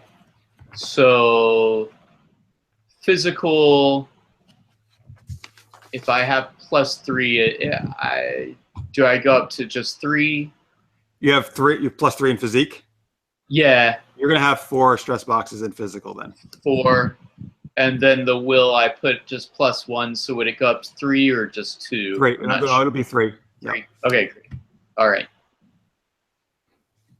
Okay. I think I'm done with that. All right, Craig, you have 2 more to go, right? 2 more things to go in there. 2 more. Am I able to leave them blank? Oh yeah, that's another thing. Thank you, Fate. Craig. Yeah. One thing you could do is this. What they did at a tabletop stream of Fate, or if there's some you're not completely sure of yet, you can leave them blank, and as something comes up, you can say, "Oh wow, I really could use this skill. I'm going to add this as my thing here that I didn't put it already." That's good. Yeah. So if you feel free to leave it any blank if you like, if you want to like kind of give yourself some options. All right. So Trip, what's your best skill? Athletics for the daredevil flying. And then what's the ones that good? Physique and fights. Okay, cool. Figure I'm the hand-to-hand combatants. All right, great. And Lucian already told us his, and we see Greg's there. We went over on the screen. All right. So let's go on. I mean, Lucian, are you all done with yours, or? Yeah, I left a couple boxes open, but I went, great was investigate, good was crafts and lore, fair was athletics and will, and then average was like resource and contacts, but then left a couple open. Okay, sure, great. All right, last thing we do for character is stunts. We're only gonna do 1 stunt each. You can get 3 for free, but just to keep things moving here, and that's another thing you can do in game. Okay. So there's a few ways to do stunts. They actually in this book, each skill actually gives you some examples of stunts, actually, so we could even take from there, like they're kind of pre-made stunts, although you're more than willing to or free to come up with your own. I mean, there's 3 ways to kind of do stunts. One is to add a new action to a skill. So for example, one example they have in here is backstab, where you could use stealth to make physical attacks, provided your target isn't aware of you, instead of like the fight skill. It lets you use like a different skill to do something, basically. Something else is a lot of stunts to give you a +2 to your rolls in a certain situation. For example, Arcane Expert, you gain a +2 whenever to lore whenever the situation has to do with the occult or the supernatural. That was an example of that. Again, it has to be in a very specific situation because you can't be using this all the time. Right. Third way is you could kind of use something in place of another skill in a certain situation. Use lore in place of another skill during a challenge, allowing you to use lore twice, for example. Again, I can look up the actual skills here. So I know a lot of you have athletics, or a couple of you athletics, for example. Yeah. So, one kind of cool athletic stunt is called Dazing Counter, where if you succeed with style, that means you roll 3 above your opponent. On a defend action, you automatically counter with some sort of nerve punch or stunning blow. And you get to, so basically that kind of gives you a free kind of counter attack to somebody. Let's see in the fight ones. Let's see. Oh, there's a backup weapon one for fight. Like if anybody ever disarms you, you can spend a fate point. I'll talk about those in a second to say you automatically have a backup weapon, even if you didn't already say that, and you can like pull it out right away. Maybe. And anyway, if you don't, we can like skip this part for right now. But if anybody has any ideas, I mean, Craig, you did this yesterday in Fake Accelerators. I don't know if you have any ideas, but none. My initial idea was for my character, I can call in an area of effect attack, so I can call in an airstrike, being the XO of the ship. But on a space station, that's not really going to be much use. So at the minute, no. Well, but who knows if you'll be on the space station. Why don't you write that down for now? When some of them, by the way, also on Fake Accelerated, they let you kind of do a once per session. I can do this type of thing in this situation. So, Craig, if you want to do that, I would say that's a once per session thing. Okay. Which, we play Lady Blackbird. It's kind of like, the secrets are kind of like the once per session thing in that game. If Trip, you're muted if you're trying to talk to me there. Apologize, my roommate's dog was barking. So I'm going to go ahead and go with Dazing Counter. Kind of the idea is that, I've got the mantis claws, and maybe it's that I pinch somebody or grapple them, something like that. Okay, cool, sure. Gives me the advantage. All right, yeah, you can put that on your stunts part of the sheet. Lucian, any ideas? Yeah, I was thinking either photographic memory or total recall. Maybe it would give me a bonus to during investigating, or maybe a bonus to. You said there's like a perception type of. That could be either an investigator or notice thing. Yeah.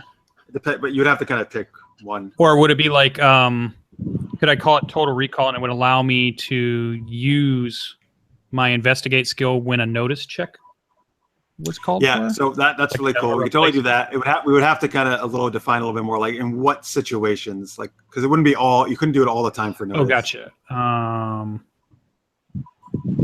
What would the situations be? Or any of you guys have any ideas? Like, what kind of maybe situation where he would usually use a perception type thing? Maybe could he use investigate? And what could be useful? How about just when we're surprised? Okay. When dealing, that'd be kind of like an all the time thing. Well, not necessarily. What were you going to say, Craig? When dealing with hacking into computer systems, or trying to navigate through a digital system. Oh, yeah. Trying to map out an area or something. I like that, because as a gear, he would have that kind of relationship with other machines. Maybe he's like Ghost in the Machine. Yeah. Okay, yeah. He gets special information from other machines. You can use investigate instead of notice when dealing with other machines or something, or technology or something like that. Okay. Yeah, that sounds cool. Cool. Great. All right. I'm gonna call it Ghost of the Machine. Nice. That's a good Yeah. name. All right. All right, guys. If you're watching, thank you for going again. I was going to kind of show that process. I know it took that's longer than Fate Accelerated, but again, Fate Accelerated is going to have the sped up version of this. All right, but anyway, we got everything. I think we're good to go. Again, if you want to, as we're playing here, if you want to fill in other stuff on your skills, just let me know which ones you're doing there. But feel free to fill them in. Cool. Yeah, thank you, Craig. You can pop that out now. All right. Okay, so again, guys, if you're just joining us, we're playing Fate Core. And this is a sci-fi world, kind of like Star Trek. Excuse me, these guys are part of the Universal Alliance, which is like a federation of planets, There's an imperial regime, which is like a rival, well, another confederation. They're coming from like a parallel universe to cause trouble. And there's different alien races in the Alliance and also in the regime. There's a Primarch who's maybe the leader of the regime. They don't know much about him or her or it. Right? So, okay, and then we're going to get to the other issues here, but current issues. All right. So are you guys are like all on the same ship, do you think? I think it'd be good if we are. Yes. Yeah. Okay. That would be good. What is the name of the ship?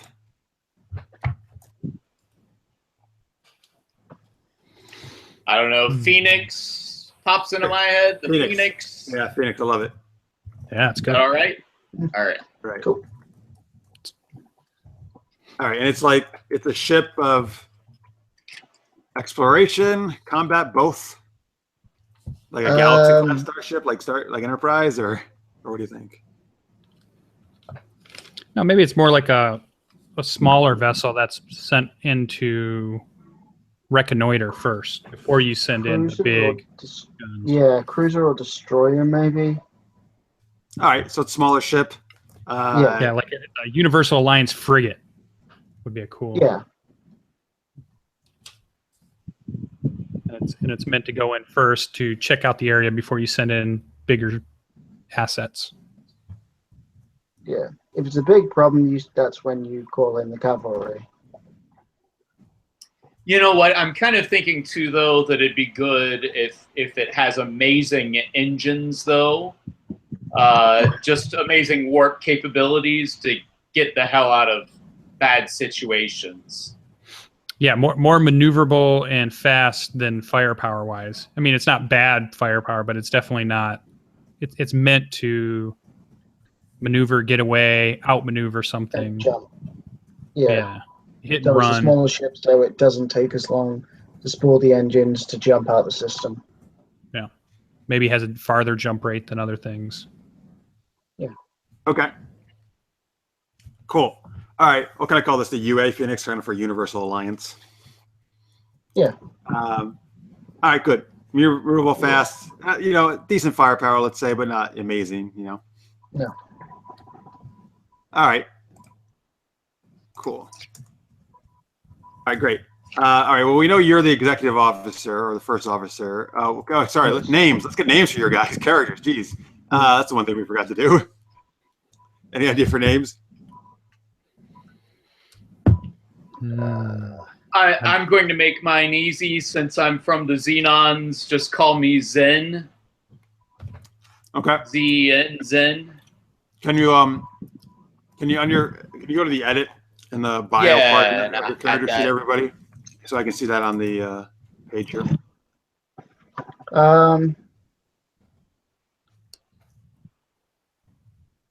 We got Zen the Xenon. I think I'll go with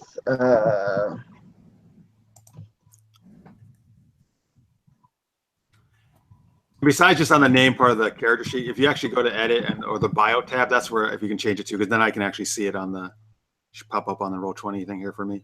Oh yeah. The bio tab's separate from the actual character sheet tab. But Lucian or Craig, any idea for names?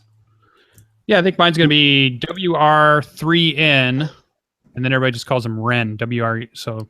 Oh, nice! I like it. It's like a designation, so Ren. WR3N.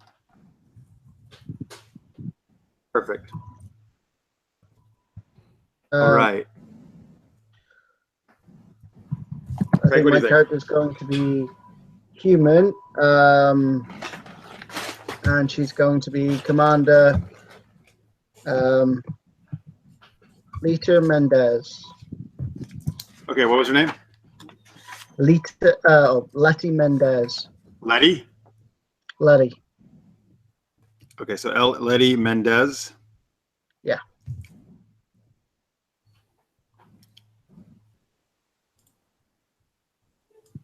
And we got Zen, and we got Ren. Okay, great.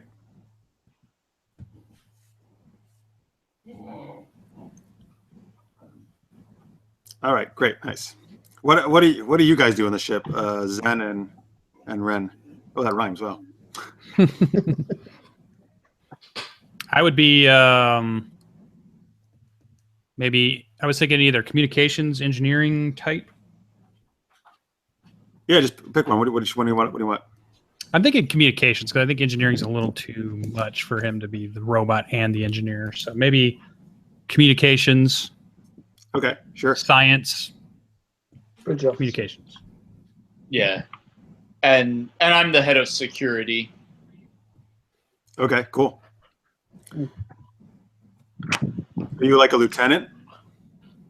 Lieutenant commander? What do you think? So what's your? He's a commander, a full commander. He's a full commander. Yeah. So make me first lieutenant. Would I be lieutenant commander? You could be. It depends on the rank structure. That's below. In Star Trek, that's below commander. Yeah. We would let's just say some kind of lieutenant, first lieutenant or something. We'll call you that. Yeah. Let's just say first lieutenant. All right. Does Ren have any rank or? Sure, like ensign, first one. All right. Cool. All right, there we go. Cool. All right, I was looking at the chat there. All right, thanks guys for still watching. All right, here we go. All right, so who the heck's who's the captain of this thing of the Phoenix? I know we kind of need to figure that out.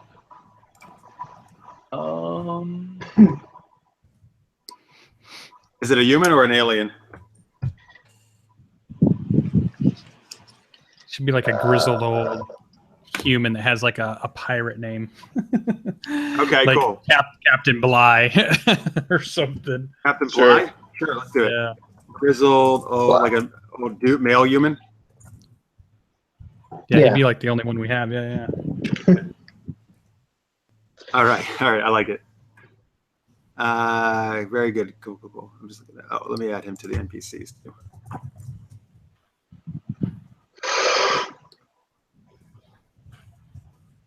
All right. Okay. So where are you guys? And as we start the scene here, as you're on the ship, where are you guys starting on the ship, on the Phoenix?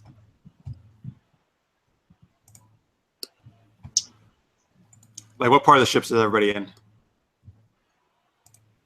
Or what are you doing? Yeah. I mean, I'm going to say right now, you know, I'm on the, you call it like the commander center or the bridge. The bridge with the captain. The bridge. Okay, you're on the bridge. And Craig, you can go back to the roll screen now and roll 20. You can just leave it there for the rest of the time. Thank you very much. Where's Ren? Yeah, I would say on the bridge, like it's one of the side consoles off to the side.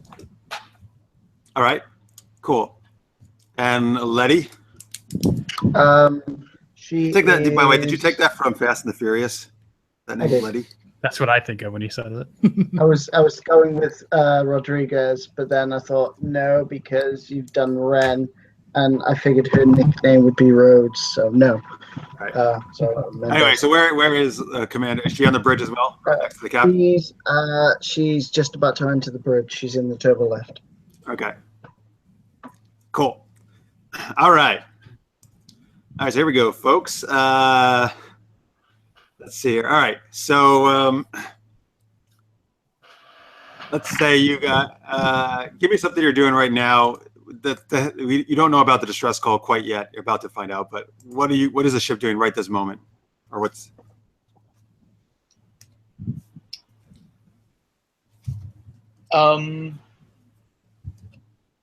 Leaving dry dock. It's just been refitted with new equipment. I was thinking that, yeah. Okay, cool. All right. Exiting dry dock. Great. So you. I'm like running diagnostics. All right, cool. All right, so the ship is actually moving out at like freaking whatever the lowest speed it would be, pretty much. I don't even know if we call this a quarter impulse or not. Probably like whatever, I forget what they thrusters. Thank you. That's it. It was just thrusters out of dry dock. And so Letty, you the turbolift arrives. You walk onto the bridge, and Captain Bly turned to you and said, you almost missed our sleeving. Wouldn't miss it for the world, Captain. He like harumphs. Take her station. Aye, sir. All right, and then so you guys, whatever, the con. I don't know. Is that what you call the pilot, right? At the con. Yeah. All right, so that they take you clear dry dock, and then the captain got orders you to get underway.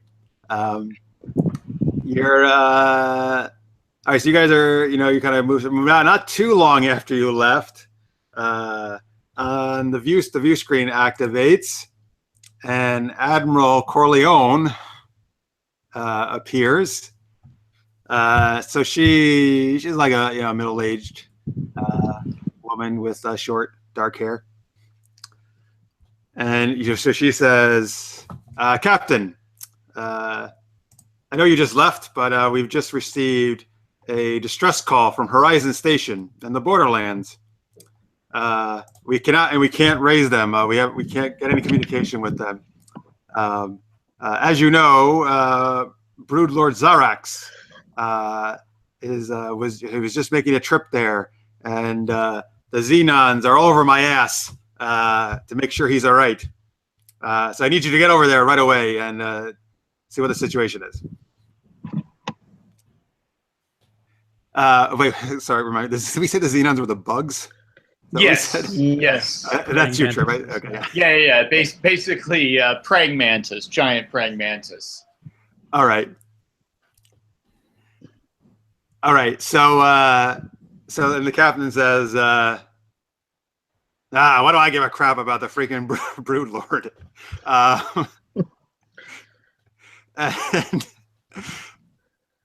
And then the admiral says, like, go ahead. Permission to speak, Captain? Fine. Captain, the Lord Brood, Zarek, my grandfather, was there to christen a whole new colony on the Borderlands. They're setting up very important resources for the Universal Alliance. It is considered very important to the Alliance. And while my grandfather is a very, very capable commander, it is very strange for things to have gone silent. And the admiral says, yes, your security chief has it right. And Zarax has been very important in our relations with the Xenons. So get your ass there now and stop complaining. Interesting military. Yeah, I don't know. So the captain's like, it's like, all right, we're on our way. And he tells them, the con to plot a course for Horizon Station, maximum warp. All right. And then you see the star lines, freaking like zoom in, and then you guys are off at warp speed. Okay, great. All right. So, and then, hey, Letty, Do you want to ask? Do you want to talk to Zen anything about Xarax or anything he knows about that or the station or anything? Is this the captain asking me? I mean, no. I'm asking you as a GM. Oh,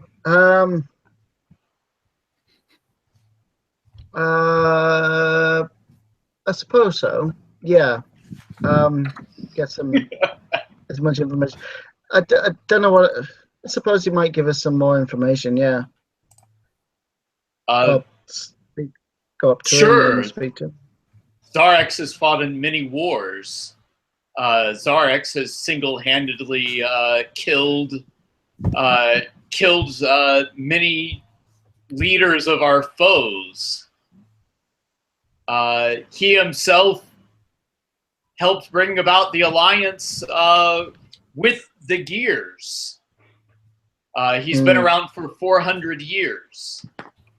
Ren, so does that get your attention at all, or do you say anything when he mentions the Gears?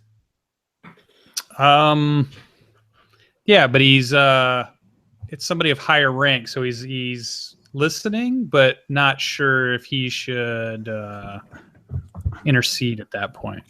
By the way, remind me, do you look humanoid like Data, or do you more machine-like? More machine-like, like the more Ultron, almost like not sinister, but you know the face is metal, so it wasn't a robot that's then has skin on it to make it look human. It's still robot. It's still Terminator without human skin. You know, I'm not trying to fool people into thinking I'm human. It's definitely a robot. Okay. Gotcha. But it has, you know, 2 arms, 2 legs. The face is a metal face. So yeah. Okay. All right. Broodlord Xarax has 10 children, 25 grandchildren, and 1,000 great-great-great-grandchildren. Oh God. Wow. He is a Broodlord. He's very real. In the chat, by the way, Necrodia says Ren should talk like Johnny Number 5 from Short Circuit. Yeah, if I could, I certainly would. Does Ren speak robotic-like, just so we know in our minds, or is he more like human speaking? Or no, human voice processing. Like think of Nathan Fillion plays a character for Destiny that is a robotic character. So if you're looking for a picture of it, look up Destiny Nathan Fillion's character and you would see it. Okay. Or iRobot, Alan Tudyk. Yeah. Is that? Yeah, Alan. Name? Yeah, Alan Tudyk is the voice of the iRobot robot. Yep. Yeah, Sonny. Okay, so you can tell it's not quite the same as a human being, right? But yeah, still speaks like. All right, cool. And obviously, I'm going to say, you guys, there's probably some kind of universal translator type thing, you know, or you're all speaking some kind of basic language or common language, you know. Yeah. Oh yeah. All right. All right. So you're zipping along there at maximum warp, and you come out of warp, you know, as you approach the borderlands, and you can see the station. The station comes up on the view screen. What does the station look like, actually, guys? Is it kind of circular-like, or what? I don't know. Like, what do you?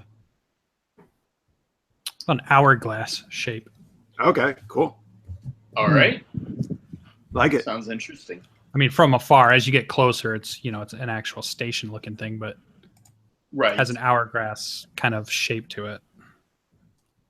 Maybe both ends can spin kind of in a counter clockwise, you know, kind of in opposition to each other.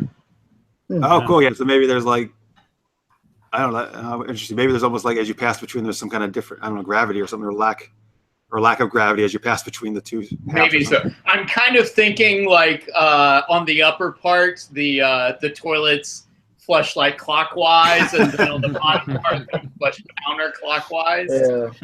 Nice. Okay. Oh, that's the difference. And if you flush all the toilets at both ends, the host station shuts down. Yeah, Yeah, pretty much. The center part is definitely like no gravity at all. So there's there's zero gravity areas for people that like that. Yeah. Right. It's for sex. Yeah, exactly. Who wants geograph sex? All right. Well, you never know when you go past that area. You're gonna watch all the naked bodies floating around. That's right. Better watch out. All right.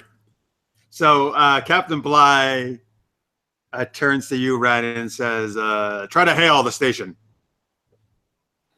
Yeah. So I'll my hands will click over the console and bring up the appropriate codes to hail the we called it Horizon Station. Horizon Station. Yeah. So I send out a hailing frequency for Horizon Station, telling them that the UA Phoenix is requesting communications. All right. And you unfortunately get nothing in response. Okay. Does it seem like it's anything? Is it like a staticky? Can I tell if they've actually received my signal? Is our equipment able to tell us that? Or is it they received it but no response, or there's nothing receiving the signal? Hey, let's do a skill check. But Craig, okay. can you go over to that tab so the viewers can see it as well on the Hangout?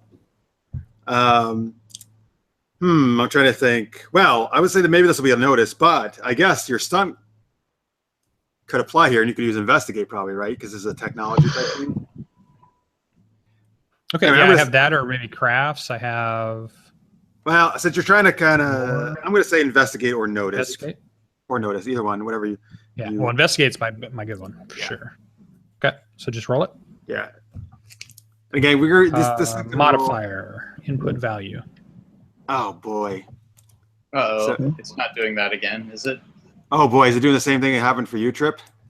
Maybe. I'm trying to do a test roll and see what happens. Oh boy. I guess yeah, we didn't actually test this out before we. Let me do a test roll myself here. Uh-oh. Yep. Wow, this happened in our last game, folks. Yeah, this is actually the first time we've ever really discovered problems with these character sheets in Roll20. Oh, okay. That's interesting. Okay, so it's working for me. Wow. All right, Craig, it's not working for you either if you try to roll? No, I get that message. All right, but you had a +4, you said, for that? Yep, I had a +4. All right, well, I'll just say that I rolled for you then, because I rolled that +4. Okay. Oh, Craig's works, huh? I have to put the modifier in. For some reason. In the input value? Yeah, that's irritating. So if you didn't put in the input value, it wouldn't roll. Is that what happened, or you didn't try that? Yeah, no, I clicked on the roll, and then I clicked on. I typed a number and then clicked submit, and it did it. Okay, so Lucian, did you just put like input value of 4 in when you just did that? Well, when you said don't put anything in, I just hit submit to see what it would do. So I didn't type anything in. I got that message and it did this. So it looks like it does 40F +4 +0, which is fate dice. So it's 4D fate dice and plus my modifier. So I think it's right because I rolled 0, 0, which is nothing, nothing. Yeah. A minus and a plus would have canceled, and I would have had a +4. All right, so let me just ask you: did you have to put the 4 into where it says input value, or no? No, I just hit submit. Okay. Yeah, Okay. it's left it at 0, right? The modifier. Yeah, it was just left it blank. It was a blank window. Yeah. So guys, you shouldn't. Yeah, the modifier would only be like if you're adding besides. It's already taken into effect the plus. The skill itself. Yeah, you don't have to put that in. It would be like something else, I'm guessing, that you would add in. Okay. I'm not getting anything. I got a So you'll 4. have to roll for me. All right. Cool. Okay. All right. Great. Yeah, I'll just roll for you then, Trip. No problem. All right. So you got a 4. You got a 4, right? Okay. Yeah, 4. That's very good. All right. And your question was like what? So tell me your question again. Can I tell if my hailing is being received, or is there equipment down? It's not even receiving our hailing. So there would be there's like an identifier code that would go back and forth between ships to say it received the signal. Yeah. So you can tell that their communication system is completely down. Okay. I report that to our captain. It appears the communication systems are offline. I'll say Science station. Scan the station, please. And the one will say, what were we scanning for, Commander? Structural integrity. Any signs of damage? Okay, so they'll do a quick little scan there. Life science. And they'll say the station itself looks intact. We're getting some kind of interference. I can't tell if there's any life signs or not. Okay.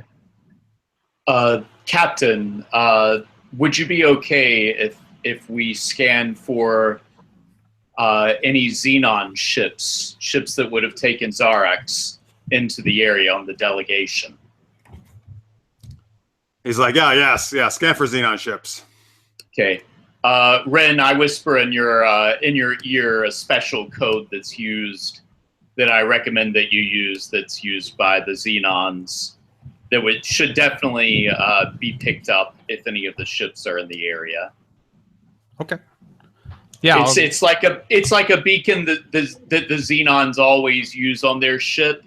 That's an additional thing that identifies themselves to each other in addition to the Universal Alliance. It's not a secret stealth thing. It's just something only the Xenons use.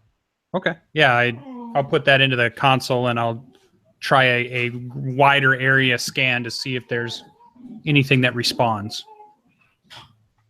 Anything directly from the Xenon ships?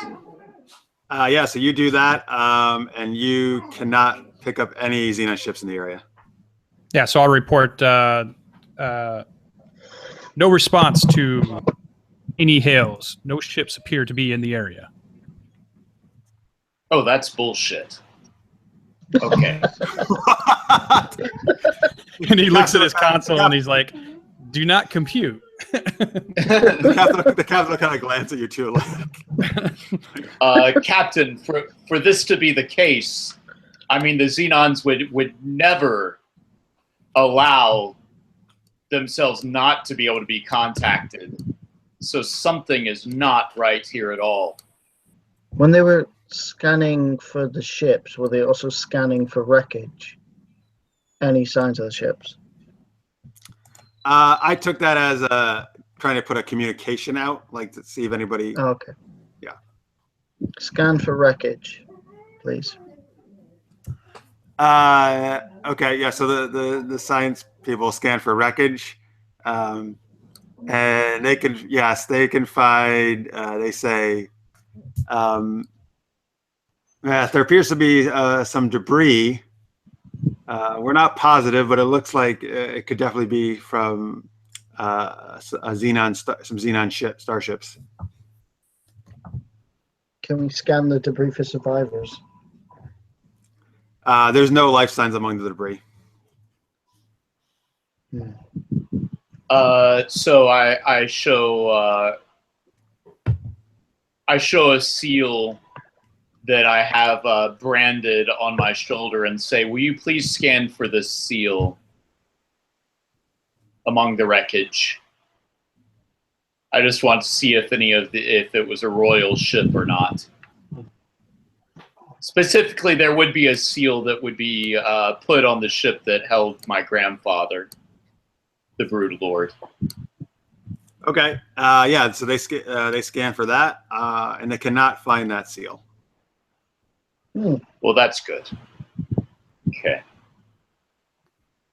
We'll be back in about 5 minutes, real quick. I'll let my dogs out. Okay. Okay. Be right back. Now we know the answer to the question. Who let the dogs out? Who let the dogs out? All right. In the chat, by the way, Necrotius and Lister's Mate and me are having a debate about DS9 and Voyager. Necrotius loves Voyager. Lister's Mate loves DS9, as do I. Well, that's DS9 is awesome. Yeah. All right. I mean, they're all good, but yeah. Remember, folks, donate to Cybersmile if you haven't already. If you can, anything counts. Helps for the charity or to help victims of cyberbullying. And yeah, this is part of Roll 20 playing Fate. All right. All right. It's all right. So there are no other ships in the area, right? Just not that you guys can sense debris. Yeah. Okay. Captain, I suggest sending a landing team to the station to try and find out, to try and either disable that interference or find survivors, find out what happened. The black box should tell us what happened at the station. All right, yeah. So Captain Bly replies, like, no shit. Get your ass over there and take the bug and the robot with you. Ren, what was the other one called? Ren Zen. and Zen. It rhymes. Zen and Ren and Zen, you're with me. Like Ren and Stimpy. Yeah. All right. We'll get armored up and then weaponed up and beam over. Yeah, you guys are all taking weapons? Oh, yes. I figure my pinchers are my weapons and very formidable weapons. Okay, so you don't take a phaser, laser type pistol or anything, or? No, it's just I fly, I launch forward, I grab onto things and break them. And what are you taking, Letty? Body armor, rifle, assault rifle, pistol, and some kind of blade. Oh, geez, you don't fuck around. No. Yeah. I'm combat orientated. Yep. Oh, yeah. Commander, I want to see my captaincy at some point. Can't do that if you're dead. So yeah, very armored. Don't take chances. Also have some kind of rebreather as well, in case the atmosphere is not solid over there. All right. We have a new viewer in the chat. Cosmic Legend says, "Love your content. Just subscribe to you. Thanks very much. Appreciate it." Awesome. Thanks, man. So yeah, I'm sort of thinking that that Zen also would have some kind of breather too, like some kind of helmet that comes around his head, like a bubble helmet. So I'm thinking Xenons don't really wear armor, but I'm sort of thinking that there may be a technology that allows them to have a temporary sort of shielded skin, just kind of an overlay that gives like a little bit of armoring, but it's totally just a little force field that's on their body. Is that all right? A little bit extra. Okay. Yeah, absolutely. Sure. Yeah. Okay. All right. And Lucian, the captain just ordered Letty to take you and Zen as an away mission team to the station. Okay. Are you? They went to the armory. Are you taking any weapons, Ren? Yeah, I would take whatever standard sidearm for the UA that we would carry, and then I would probably carry a toolkit that's meant for repairs and bypassing things and engineering types things, and maybe it has like a first aid kind of kit thing. But I would say I'm not like grabbing the big machine guns or anything like that. He's not the frontline combat guy by any means. All right, so you're kind of thinking more like a hand, a support, kind of a support medic kind of thing, yeah. And you have more like kind of like a hand phaser or pistol type thing, right? Yeah, just a small handgun, stuns, and. All right, and these things shoot like laser energy based weapons, right? Is what these are. What do you guys think? Do we want to go laser based? Are they bullets or something else, or energy based? I like the idea that it's still ammo based, not laser based. I like the idea that it's, it's a hard round. So you have Mass Effect. Yeah. So like you have a bean bag, which is the non-lethal round that hits somebody, and then you have the bullets that maybe you dial it on the handgun or a different clip or whatever. Sure. Yep. Yeah, let's go with that. Yeah, I like that. Great. And I'm kind of thinking we have like some kind of strap-on wrist things or arm things that are communication devices. Will call us back to the ship. No, I'm not talking about for the for the weightless section. But anyway, and also something, just a general thing that would allow us to sense other things in the area on board. Okay. This is something. Oh, like so some kind of device, like a tricorder almost. Short range scanner. Yeah. Short range scanner. Motion sensor. The aliens motion sensor from the movie Aliens that really makes that beeping sound. But instead, I'm saying they strap on. Yeah. Right. They're wrapped around your wrist or arm, forearm or something. Right. That way we don't have to use our hands. We can use our hands for other things. Yeah. Good. Smart. Weapons. Or your pincers. Right. All right. Are you guys? Is there a transport, or do you have to take a shuttle? Like, how do you guys get over there? I would say if the place is down and not responding, it would be dangerous to just try to beam into something, even if we had that capability. So I bet it would be we fly over in a small boat or what a runabout gig. There's lots of words for it. Yeah. We go through an airlock, which is something that we can interact with. And okay. So who's flying the shuttle? The pilot. One of our flyers. XO. He's a flyer. Yeah, I mean, I also have drive, but it's fair. Okay, well, so Craig, you're the XO. Do you want to fly, or do you tell Zen to fly it? I don't have any drive, so no, Zen, feel free. That's fine. I do want to say, though, I still feel like we do have teleporter technology. I agree that this is a good way to go over, but if we have to get out, I think we can still be teleported out. Sure. Yeah, we'll say that there's technology there, but yeah, you can't use it right now, really, because the station's down, so it's not a good idea, like Lucian said. Right. Okay, great. All right, yeah. So you maneuver the shuttle over there. Obviously, the Phoenix is kind of just out there circling around the station. Right. And do we notice right now if the top or the bottom is spinning, or has it completely stopped? Are there any lights blinking? Is there any signs of power? You can see what you guys know as like emergency type lights are on. Okay, so lots of red blinking lights. Yeah. And it's not spinning. Okay. Hey. Low gravity. If we know that ahead of time, could we say we have mag boots as well? Sure. I'm sure those are on the shuttle. Yeah, so. you brought those. That's fine. Yeah. All right. Are you all wearing those right now? Yes. Or can Ren? I would say they were stayed in the shuttle. Yeah, I would think. Well, yeah, Ren might already be able to do it, but Can he do it? Can he do it without the boots? Yeah. Okay. Yeah. And he doesn't need air, so he can be the first one in the airlock. Because poisonous air he doesn't breathe, so there is no. Right. And there's boots that fit a Zen too. Don't worry about that.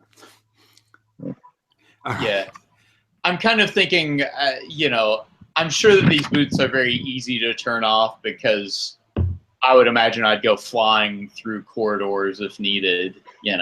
Without gravity. Yeah. What if it was like you don't even like the boots because you're actually more agile, more maneuverable without them? So it's like, would a dolphin put on flippers when they're in the water? It's like, no, I'm already kick ass in the water. No, probably not. I don't extra. go with the boots.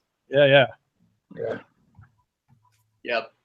And I'm kind of thinking I am more full praying mantis type where I do have legs that I stand on, but I actually have extra legs, in my midsection. So yeah, so moving through a corridor would be nothing for you.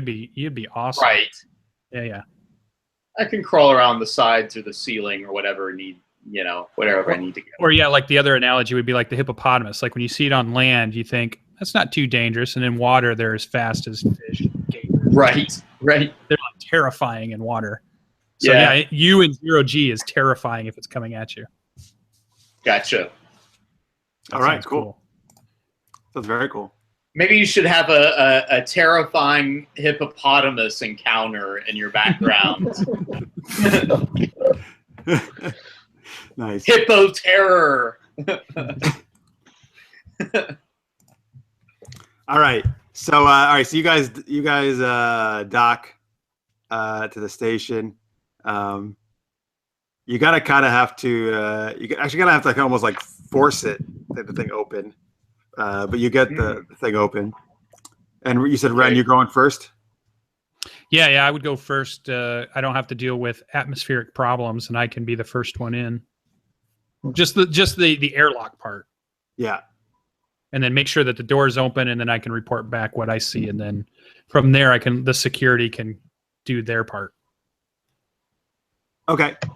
Cool. So yeah, you go into the airlock part. So you can tell just there's a little panel there you access.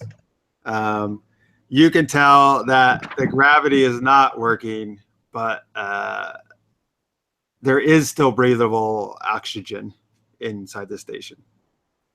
Okay, yeah, I'll report that over our comms. And then if I can get some type of diagnostics to tell me how, is the station's power on, or is that emergency power on? Is there, sirens going off? Are there flashing lights? Are there evacuation notices? Anything that might be telling us what's going on right here at the panel.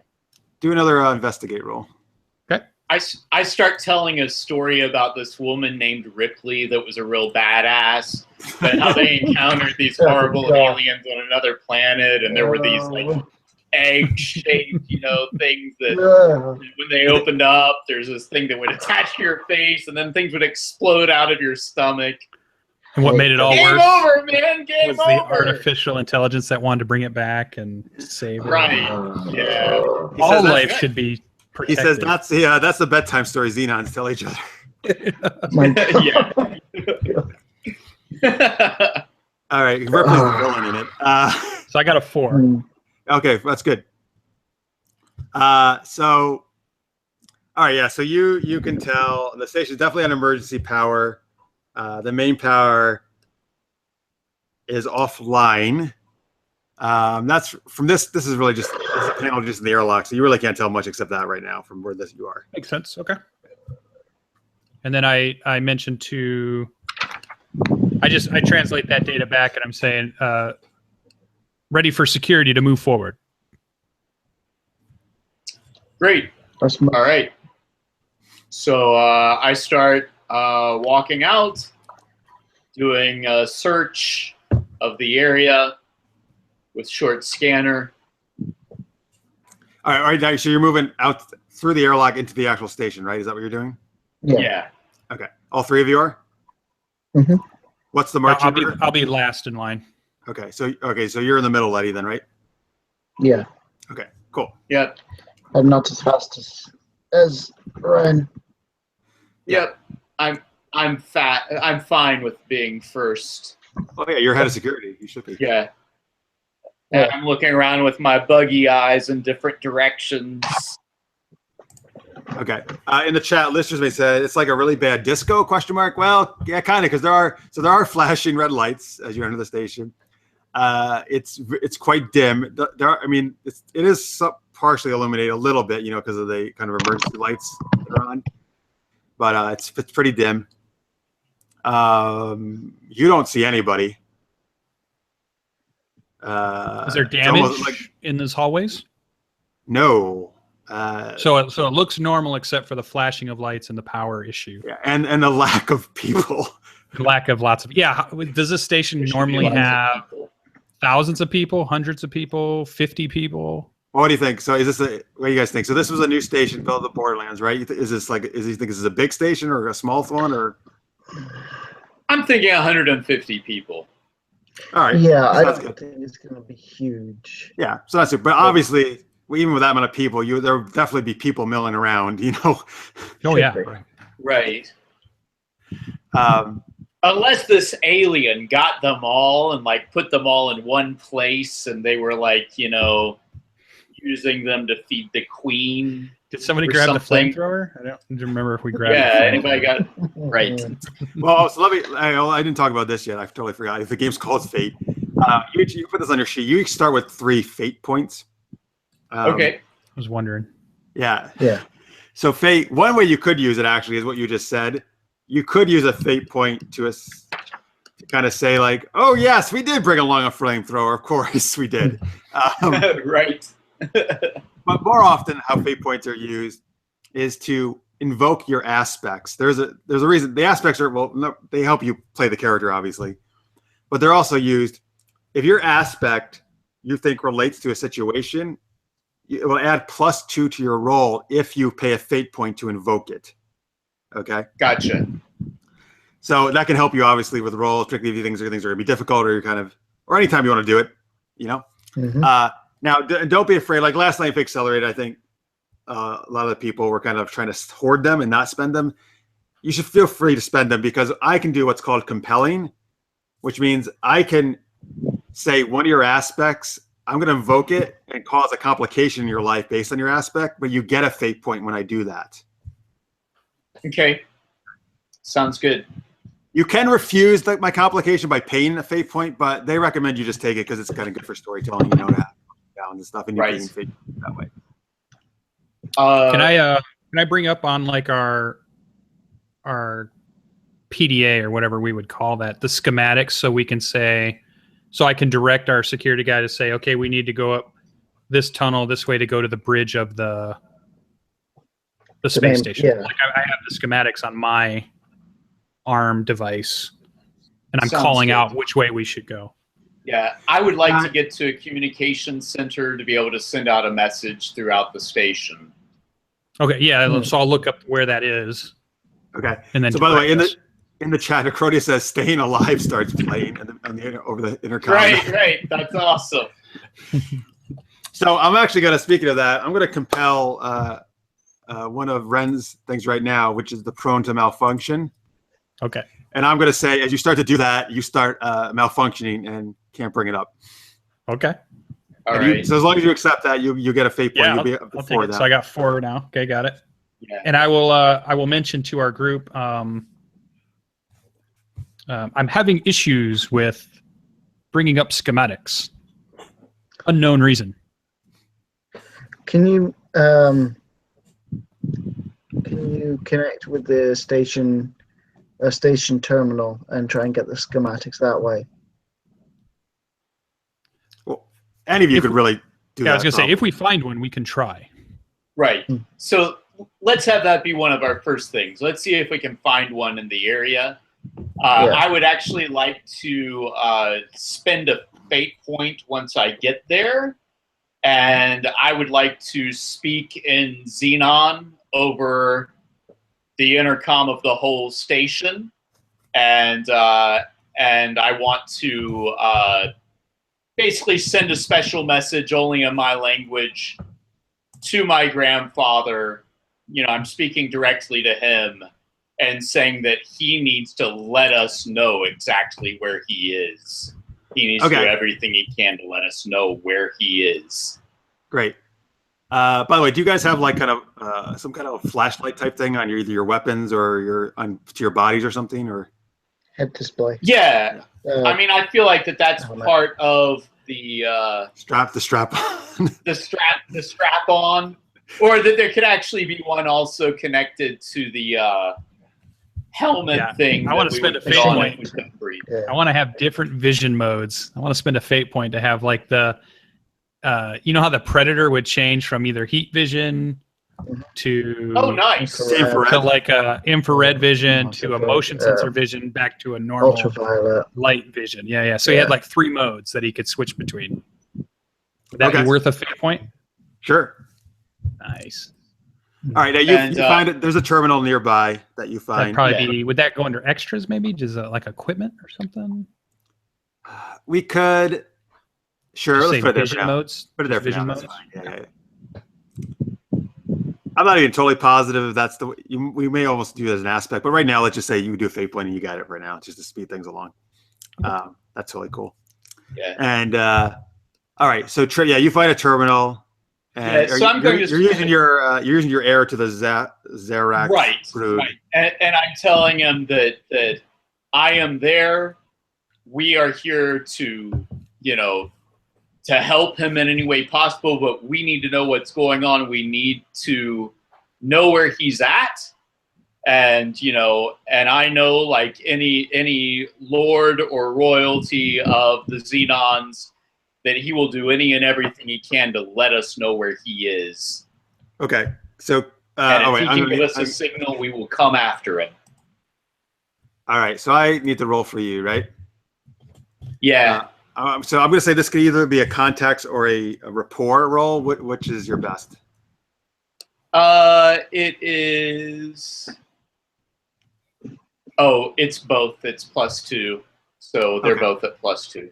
All right, so we're gonna roll, and since you're invoking your fate point, right? Or you're using your fate point, you're gonna get a +2. So you're actually gonna get a +4 to this. Great. So I'm just gonna roll it because I think it's gonna mess it up. But I'm just gonna add 2 to this afterwards. Okay, great. So well, I didn't roll good, but adding 2 it makes it into a 1 because it was a -1. But adding 2 more, that was actually a good spin of the fate point because otherwise it would have been a -1. Okay. All right, so you get a 1. So that's certainly fine enough to do what you're trying to do. Okay. All right. Yep. So you send that over the whole station, right? Is what you're trying to do? Over the whole station, yeah. Okay. So as you do that, a few seconds go by, you don't hear anything, and then you hear this extremely loud, like ear-piercing screech. It's very alien sounding. You've never heard it before. Oh, good. Okay. Well, that's not great. But anyway. Oh, good. Weapons out. Right. I think Lord Zarax just attacked one of them or something like that. Okay, so okay. Sorry. Does it sound like something's injured or? No, I'm sorry. Well, it's hard for you to tell, but I wasn't trying to go for injured sounding thing. I was just trying to go for like you just hear some kind of like alien guttural. Sorry, I should say like sounding creature. Type thing. All right. Okay. Can we pick up anything on radar, or can I tell which way it's coming from? Since pretty much the systems are still down. Not right now. Okay. Although you could try to get some of the systems running. Head to the bridge. A good idea. All right, you want to head to like the kind of the I don't know what they call it on a space station. CNC. What do they call it on Deep Space Nine? Ops, right? Yeah. Ops. Sure. Operations, yeah. Right. All right, Let's so you guys. operations. Yeah, so you guys head to ops. I asked Gears too if he can tell. Anyway, if he can get any kind of read on the language. Yeah, can I run when it happened, can I have recorded it, and then I can try to cross-reference that with our database of known sounds and see if anything comes back using my lore? Yes, you can definitely be a lore check. Very good. Okay. Could he have recorded it and then do it back to the creature? Just kidding. If you want to. I got a 2. Okay. Ooh, that sounds good. So you run it through. You do real quick. You process it through your brain, and there's no record in Universal Alliance of any of the species or that they've come in contact with of that language. Yeah, so I'll tell my compatriots. It was an unknown sound, not logged in our database. Logging it now for future reference under anonymous sound A-1. Okay. All right. Well, that's not good. As you're outside of that sound, by the way, it's kind of eerily quiet. And again, because the systems are down, there's not like the normal hum or beat, that you're used to on a ship or station. So in fact, I'm going to compel something else now because I forgot to keep forgetting to do it yesterday. So Craig or Letty, I'm going to compel your aspect survivor's guilt because as you got on board, I'm going to say, from that experience in the past, you're kind of afraid that maybe everybody got killed here or something and like everybody's dead in this station. So I'm going to ask you, as long as you take that, you get a fate point, obviously. But tell me how that's maybe affecting you or what's going on or something like that. Or my assumption is they're already dead. My priority isn't looking for survivors. It's finding the black box. It's finding out what happened here and give me an idea though, as soon like as if I possible. compel this, give me an idea somehow. There needs to be some kind of complication or negative thing this is affecting you. Nervous. On edge. Itchy trigger figure, yeah. Okay. Kind of. Cold sweat. Game over, man. Game over. Jumpy. Not that bad. Yet. Right. All right. Not yet. But you two, you kind of see Letty. Sorry, you guys say this is a new ship, right? So is this your first time serving together then, right? Is that what we said? Yeah, I was thinking that'd be a cool idea. That's why we don't really know each other very well. Yeah, I mean, you had a little bit just assigned. Yeah, you have a little bit of past experience. You said, but you haven't like. Yeah, but not much. Limited. Yeah. All right. Well, so you two, you kind of see Letty kind of like looking around a lot and kind of like pointing her gun all over the place. All right. Take a deep breath. Take a deep breath. All right. All right. All right. So you're making your way there to ops. And can everybody make a notice check? Sure. Trip, what's your notice at? +1. All right. So average. Yep. All right. Yeah. So you got, oh, wow. I rolled really good for you, man. You got 4. Thanks. Yeah. Oh boy, Ren was not very good at noticing things. Right. So actually, hang on, guys. Sorry, I actually got to make a little quick break here. Use the facilities, and I will tell you what you noticed. Can everybody, if you want, everybody can take a quick break. You want to get a drink? Yeah, let's all take it. Sounds good. If you're watching, folks, like 1 to 2 minutes, we'll be right back, and we'll continue here. All right, so we're right back, folks.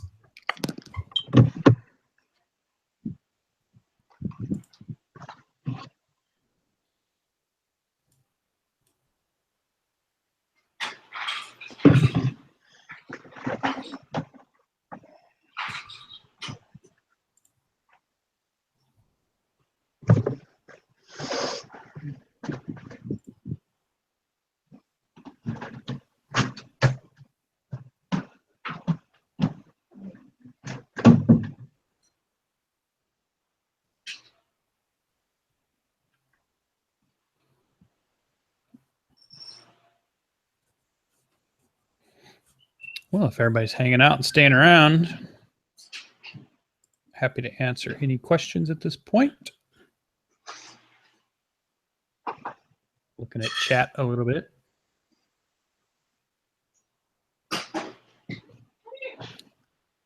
Like the idea that it's a rave inside the space station. Or it was a rave and now everybody's gone. Go on. Yeah.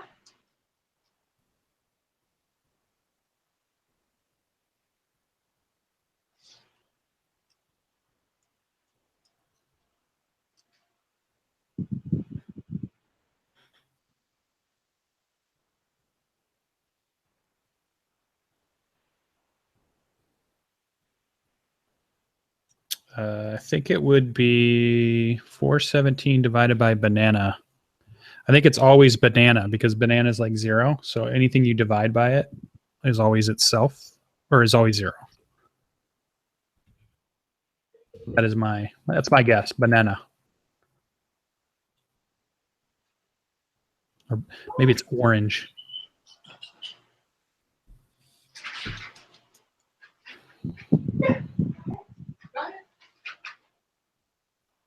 And also, I'm hoping that I was really happy that Super Geeked Up invited me to play in the game, and I'm hoping they'll get to play in some of our games at some point too. So we're gonna try to do some RPing together. That'll be fun. Yeah, make it banana. I agree. Oh, the last digit of pi. The last digit of pi is E, right? Because you spell pi with an E, P-I-E.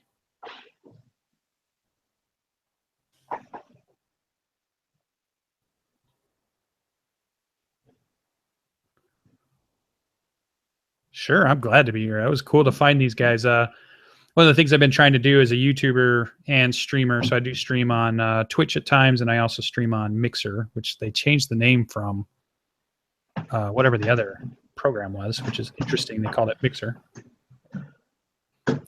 But playing RPGs is fun, and finding other people to play in them is really cool.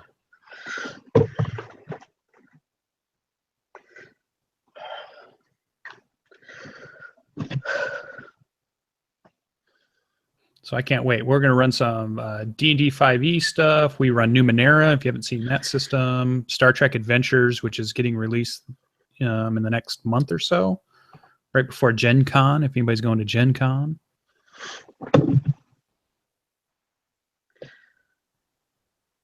All good stuff.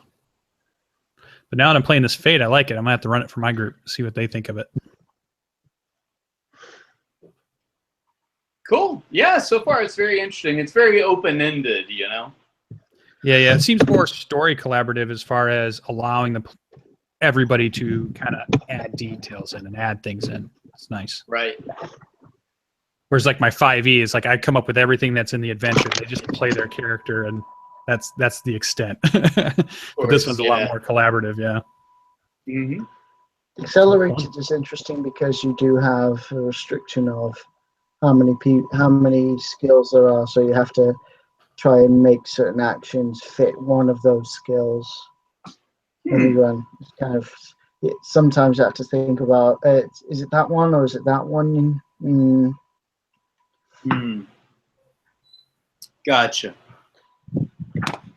All right. Cool. All right, everybody ready? Going again? Sure. We're good. All right, cool. By the way, folks, even if you're not watching this live, you're watching this in post, you can still, even if Roll20Con's over, you can still donate to Cybersmile, obviously, which is the charity we're doing this for that helps victims of cyberbullying. And there's a link. It's on our homepage. I'll leave that up for a while. On our homepage, you can check that out. All right. So here we go. All right. So you guys, they've been moving down the corridor. You just did a notice check. So we got a 1, 4, and a -3. I see. Okay. Zen. Yes. As you guys are moving through there, you notice it's hard to see because it's so dim, but you notice some blood splatter and stains along the walls and some of the consoles. All right. And this is before we get to ops, right? Yep. Okay. So I tell everybody to stop a moment, and there is blood over here. Let's check it out for a moment. Everybody be on high alert. Yeah, can I use a scanner of some sort that we have to see what type of blood? Human or what race it might be? So I guess you could do an investigate if you wanted to, right? That seems like it would work. Well, in the chat, Liz just made it said, I'm making my own FPG, and then he corrected to RPG. I want to know what an FPG is. I got a 5. Oh, 5. Wow, 5. That's really good. So I'm resequencing the DNA chain. Yeah. So I can tell what it is. You're making a new species. It is all right. So you wonder like what species that blood was, right? Is what you're trying to find out? Basically, is it ours or is it something else? Yeah. Okay. All right. Yes. You can tell that it's different species, but they're all known to you. Some human, some xenon, some sarin. So we're thinking crew members. So I'll say it appears some of our crew members have been injured. Mm-hmm. We might want to hurry. How fresh? Been days? Like, looks like it's been minutes. It's still dripping. What kind of blood? No, it looks kind of hardened. So yeah, if my sensors would tell me, I don't know if a 5 would be good enough to say how long it's been there. Oh, all right. Well, the 5 is a very good roll. Yeah. So yeah, I'll say you can. I mean, roughly, you're saying it's probably been at least a few days. Yeah. Okay. So, yeah, I'll say it appears they've been injured within the last couple days. I would think with a 5, he could take samples of the blood and then replicate them back into their full form. I'm just kidding. Just like, no problem. I've got this. Could I get their DNA match so it actually start giving me their names? Not that we need to say them all out, but it would be like, this one was Ensign whoever, and this one was Commander this, and this one was this. I could start checking off. Yeah, that's a good idea. I'm going to say though, since you don't have a specific medical type scanner with you, that's more like for the medical staff, I would say, to be able to tell. Yeah, okay. Yeah, that's good. Yeah, I would assume that the ship has an open comm with us so they can hear everything that we're saying. Who, the Phoenix? Yeah. They don't. Well, they're not hearing everything, but you can contact them and give them reports if you like. Yeah. Yeah. I'll do that. Tell them that we found blood and it's from Alliance personnel. Right, so the captain will more edgy. The captain will say you hear him back saying, "Well, what the hell's going on over there?" We're heading. Go on. No, I asked for 2 more security, 2 more Xenons to be teleported over to the exact location that we give them, and that they should both wear red vests. I'm going to say right now that you can't teleport still because I'm going to say you have to just activate the power here first before you could do that. Okay, that's fine. It was more of a joke anyway. Yeah, I know. You're like, you two going first. Right. Let's see. You guys. Someone's going to die here. Which is so funny, though, of course, obviously in like Next Gen and later where red actually became the command. Right. Right. All right. So anyway, all right. So you guys are still making your way to Ops, though? Yeah. Is Letty getting more upset as we go further and now we're finding more upsetting stuff? Or Letty. She just seen blood, she's a commander and she's doing her best to hide the fact that she's very, very, very nervous. Okay. Yeah, I want to say Ren kind of says to her, while in his way, hope and fear are both phantoms that arise from the thinking of the self. When we don't see the self as self, we do not have the fear. And then he just thinks like that's going to fix everything. He's just expecting like, okay, that's all she needed. It technically it did because she's confused what the hell he's talking about. And like, being confused, he's not thinking about it. At least it's a distraction. Yes. It wasn't meant as a distraction, but it still worked. Yeah. So as we're making our way to Ops, though, I want to be like looking at this trail of blood and noticing if it goes down a separate corridor or if it's continuing on the corridor, as we head to Ops. So I just want to see where this blood branches off. It's kind of at various intervals at different places. There doesn't seem to be a pattern to it. There's just random blood everywhere.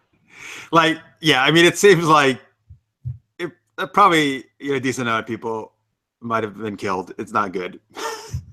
All right. But still no weapons discharge damage, no indication of damage to the station? Nope. Just the people.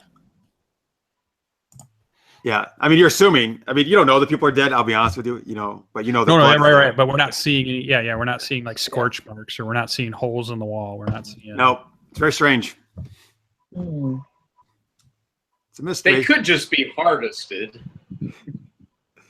Maybe they're throwing a surprise party for you guys. They're all hiding. That'd be nice.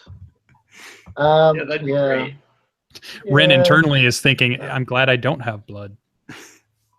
Yeah. All right, so you guys make your way.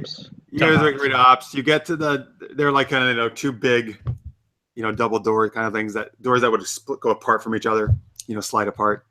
They're not. They normally they would open as you walked up to them, but they don't budge right now because the power's off. All right. There's a panel. I use my crafts, to try to jury rig it or manually open the doors when there's no power to it. There's probably like a manual override or something. Yeah, manual override. Yep. Yeah, you can try that. Sure. All right, here we go. Crafts roll. All right. 5. Oh man, Wow. dude, are you good in crafts too? You are, right? I'm at 3. Yeah. Yeah. Okay. Cool. These are good rolls. All right. So so you go to the panel there, and you do your thing, and actually quite quickly, you hear a hiss, and the door like splits apart like a couple inches. So you guys could get your like fingers in there now, but I mean you have to it looks like you still have to force it open the rest of the way. All right. Yeah, I look over and say it appears to be wedged shut. Yeah, I look and see if there's anything that can be used as a crowbar, and go ahead and help open it up, pry it open. We all got kind of together, all trying to like push it open. Sure. Okay, can you give me a physique roll? This physique would be kind of more like brute strength type thing. Yeah, we roll for me, and I've got +3 for physique. Oh, you're quite the physical specimen. Yes. All right, I got 3 for you. That's pretty good. My insect abdomen has a 12-pack. Nice. All right, so we got Craig at a 2, and then Ren just needs to roll physique, right? Yep. 0. Okay. All right. So let's see, Zen and Letty, you're really putting your backs into it. And Ren thinks you're really helping out a lot, but they're doing all the work, really. Yeah. Okay, That's fine. So I'm concerned about my fingers being trapped in there, so I'm not really putting them in far enough to help out. Right. All right. So you guys, you put some effort into it, but you guys push the doors open, and you got the doors open, and then you look inside, and from the ceiling drop 3 very disgusting looking exoskeleton. Like you said, imagine the creatures from Alien. So these are the Rippers. You don't know that. Your characters don't know that. Right. Okay. 3 of them. So they're really gross. It's disgusting. You've never seen this before. They're all black, or grayish, I guess, as well. But okay. Yeah. Ren says, "Hail, state your name and business." And you just hear back that like guttural screeching type thing from before. And it opens its jaw like ridiculously like wide as it. Yeah, and he's like, "That is not protocol. You must state your name and your business." I'll send a quick message to the ship saying, "Contact. We made contact." Okay, so it looks like they're about to pounce. What are you guys doing? I'm greeting them with bullets. Lots and lots of bullets. Okay, what are you shooting them with? Which weapon? Assault rifle. Okay. Oh, wait a minute. Let me say, this is a little different than Fate Accelerated. So they said, I forgot. They said there was something. Oh, you know what? They said like for initiative, like who goes first. They were saying like notice applies. I think athletics makes more sense personally. Athletics is kind of like their secondary one, they say. But what do you guys think? I think athletics. I agree. I'm betting somebody took high athletics. Yeah, they both took high athletics. Yeah, so Red's probably like, no, notice, man. Yeah. All right, I'm okay either way. Whatever way you guys go. I think athletics just makes sense in a physical contact. Okay. So I'm going to say that. Who's got the best athletics? What are you guys at? +3. I'm at +4. All right, so Zen goes first, and Letty. Do you have any athletics, Ren? +2. Oh, you're pretty good too, athletics. Yeah, fair. Yeah. All right, cool. Let's see here. I'm just gotta figure out what these guys would have in terms of that skill. The alien. 1. He's like, oh, give him a -3. Just give him -3, we'll be fine. All right. So Actually, I like this world enough that I'm gonna have to run a game in it. I've got all these notes. I'm like, I'm gonna run my players through this world. It's good. oh, nice. Well, good. I'm glad you like it. Yeah, it is cool that you can like do anything you want, like in terms of the world and stuff. All right, I'll give them this. Alien. Cool. All right, alien. All right, cool. All right, so yeah, so Zen, you get to go first. Okay, great. This is how it would work. You're either going to use fight, or I guess you're probably going to use fight, right? Because you use your pincers and shit and stuff like that, right? Yeah. You use your fight skill, which is actually your best one, right? Athletics is. But, oh, right. So that's fight. Yeah. That's fight 3 +3 or +2? Yeah, +3. Okay. +3. So you're gonna roll, or I'll roll for you, but you'll roll that. They're gonna roll their athletics as a defensive check, and we gotta kind of compare the two numbers, okay, to see what happens. Okay. All right. So first, I'm gonna roll for you. And I do have dazing counter, and I'm not sure how that works in. It says if I succeed with style, I defend. Yeah. I don't know. I'm not sure. Anyway. Yeah. So right. What I would like to do is I would like to zoom, half fly, half run in. And I mean, it's just going to be a full assault attack, but the idea is I want to shove this pipe thing, whatever we were using on the door, I want to try to shove it into that thing's gaping mouth, to like catch it in its mouth. Okay, cool. All right. Did you roll for me a 4? Yeah. That's nice. Sorry, let me get my cheat sheet thing out here. So, but I also rolled a 4 for his defense. So you guys tied. Crap. Yeah, so you guys tied.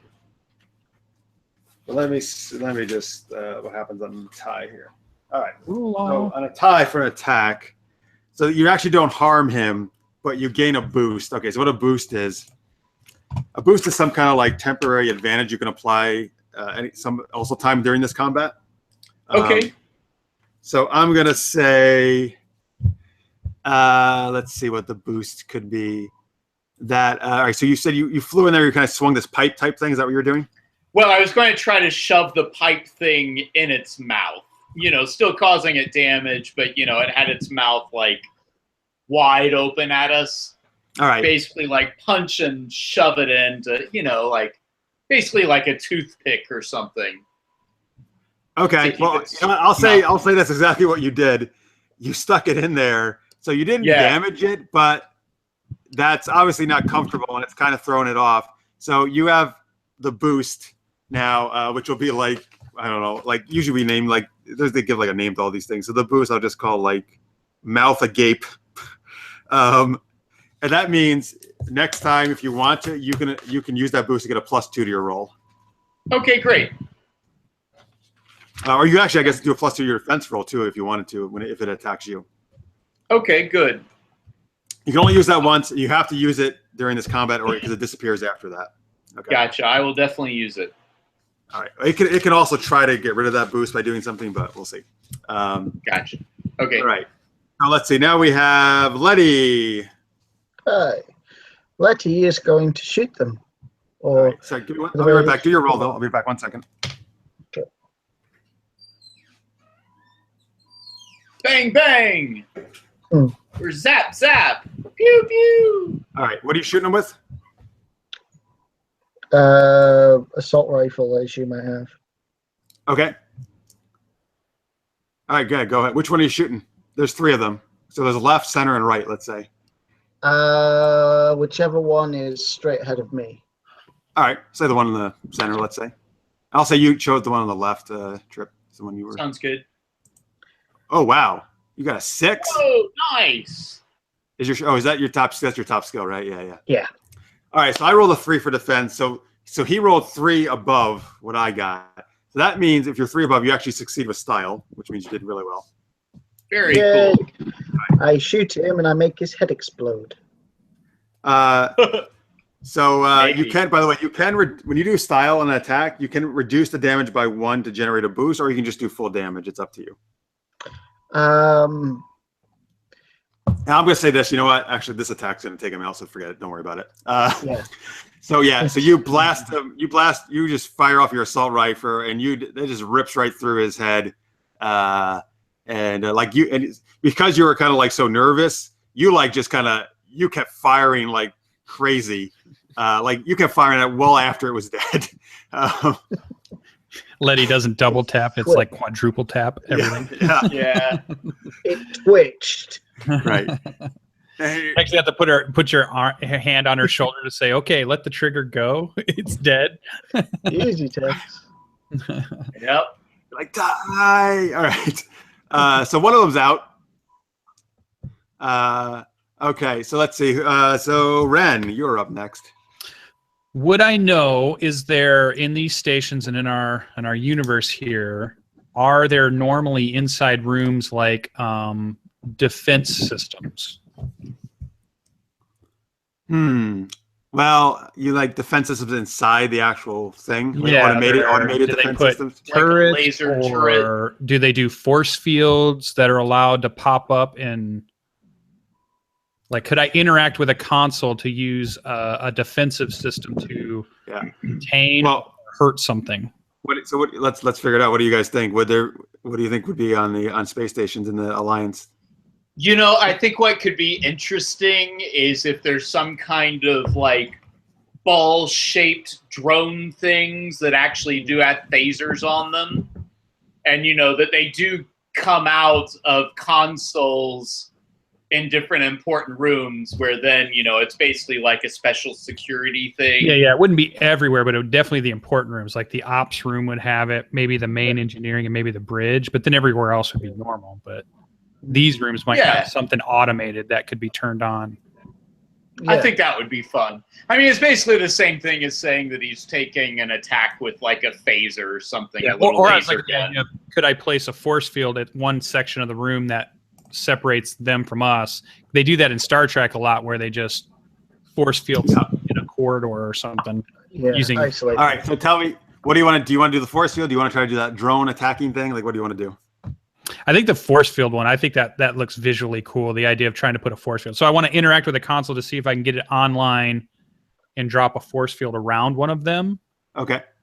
So using probably my crafts or something to.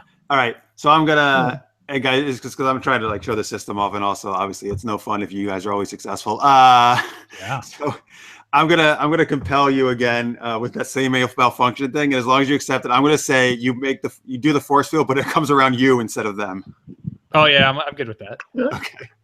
Yeah, I'll take a fate point for that. All right, so you got a fate point. So yeah, he goes over there. You see Red, and he goes like, da, da, da. He really looks like what he's doing, but then a force field goes up right around him. Yeah, and I was like, I think I needed a 1 instead of 0. I got the coordinates wrong. But I guess luckily, at least recalculate right now. I guess that's good. Yeah, recalculate. Yeah, at least you should be safe. That's one thing. Yay! Yeah. All right. So these creatures are going to get to go now. All right. So the one near you, Zen, is going to lash out at you. All right. Do I have and- to announce the boost before the roll, or can I do it after the roll? Actually, you know what? I'm going to have it do this. I'm going to have it try to overcome that thing in its mouth, try to like snap it, so get rid of your boost. Okay. Okay. So let's see. Well, I'm trying to think. How does it? Oh, I just gotta set a difficulty, I suppose, about what it would be. All right. So let me just roll for these dudes. All right. They had that at that. Let's see. What there. Let me just do this. All right. Oh, 0. That's not that great. Okay. So, yeah. All right. So it you can see it's trying to like chomp down on this freaking pipe thing. It kind of bends, but yeah, it doesn't break. It's still stuck in this thing's mouth, and it's kind of thrashing around, and it's not very happy. All right, and then the other one is going to leap at Letty. Of course it is. All right, so make an athletics roll for defense there, Letty. All right, I rolled a 3 for attacking. She didn't. Oh, you got a 0. Oh boy. All right. So that means so that means he's taking, they call it shifts of damage. Like Letty's gonna take 3 shifts of damage. So this is your stress box. The number 1 stress box, you can take 1 shift. The 2 stress box, 2 shifts, 3, etc., etc. Okay, the number is like how many shifts. So, Craig, do you have the 3 stress box for your? Did you do any physique? Physique is +2. Okay, so you have 3. You have 1, 2, and 3 stress boxes of physical. Okay, mark your 3 stress boxes. You're gonna take all 3 shifts with that one. Okay. Wow. If your stress boxes are full, then you must take consequences. Okay. By the way, at any time, this game's a little different. You can always concede a fight, and then you get to choose how you leave it. So you actually don't ever die really, unless you're choosing to like really go for it. Like you can always say you concede, and you describe how you got out of there, and then you actually get fate point if you do that too. Cool. Wow. Yeah. All right.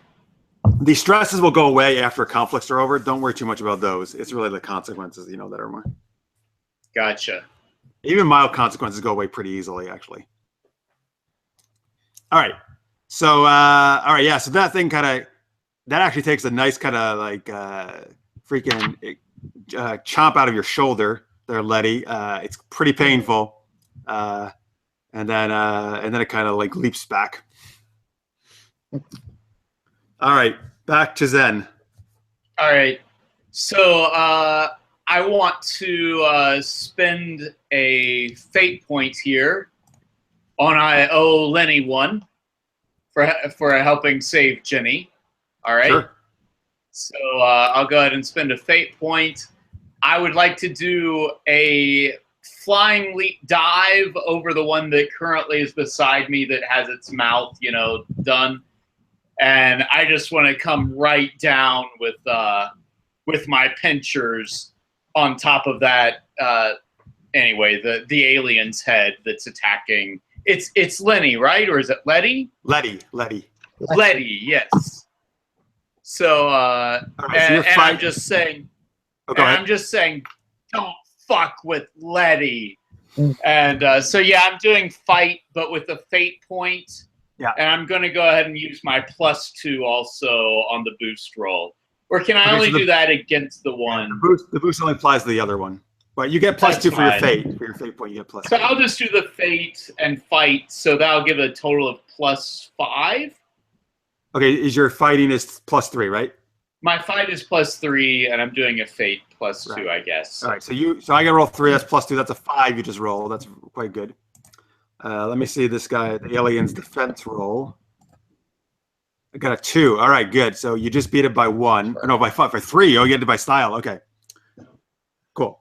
All right, yeah. So so actually, I'm going to say the alien was still kind of like had Letty by the shoulder. You come flying in. How are you trying to attack it? With your pincers or something? Or yeah, with my pinchers. I'm just going to try to crush its head with my pinchers. Yeah, so that thing never saw you coming, man. You come in.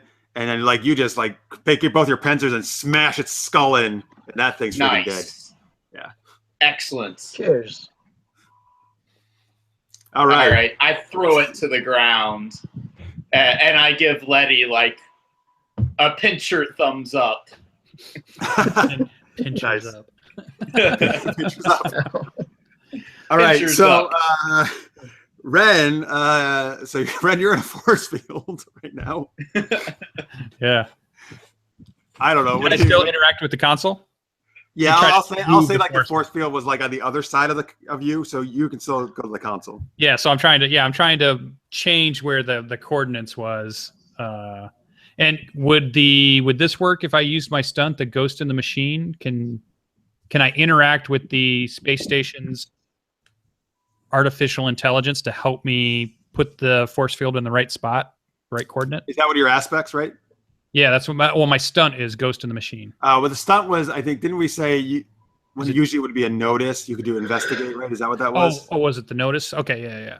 Can you use investigate skill while interacting? Okay, yeah. But if you wanna do, I don't know if there's any fate aspect that applies. Or well, I've something got extra fate. I could use a fate point and then Yeah. just add it into my crafts, which is already pretty high, anyways, right? So, what aspect? Yeah, what aspect maybe would apply here? I don't know if I have one yet. I would need something else. Or you could add one, Yeah. like tech guru or something. I don't know. What about why don't you have it be like call it "Talk to Me, Baby," and it's like machines. You can give them like a special rub or pat that they respond to. Yeah, or like it's the idea of under pressure you succeed. So it's the idea that after you failed once, the second time around, you get a bonus. So I have to fail once before I could ever even invoke this. So that'll be a stunt. Add that as a stunt, a new stunt. Okay. So like maybe just you can call it under pressure. But yeah, under pressure. If you fail, sounds good. You get a +2 bonus the next time. For the next check. With I guess the same skill. Like I'm trying to do it a second time. It failed the first time, but then it. Yeah. That sounds great. Okay. So yeah, I'll use my fate point for that. And then I will just try my craft. So I'm guessing I get to put the +2 in there then. Yeah, if you spend a fate point, I don't know. Let's see if it'll work. Think it'll mess it up? I'll try it. We'll see what happens. Yeah, we can try it. If not, we'll just add it manually. Yeah. Okay. So it looks like it rolled a 0, a plus, and 2 negatives, which would have been a -1, but I would have had +3. So that didn't do it right. Yeah. So roll without the input. Okay. Because that should definitely have been a positive roll overall. Yeah, all right, and we're gonna add 2 to that, right? Yep, and then it would be +2. Actually, it's the same roll too because it's a 0 plus and 2 minuses. All right. So you got a 4 then overall, right? 4 overall. Oh, anyway, in the chat, let's just made an accordion. So we're now singing the 8675309 Jenny song. Jenny. All right.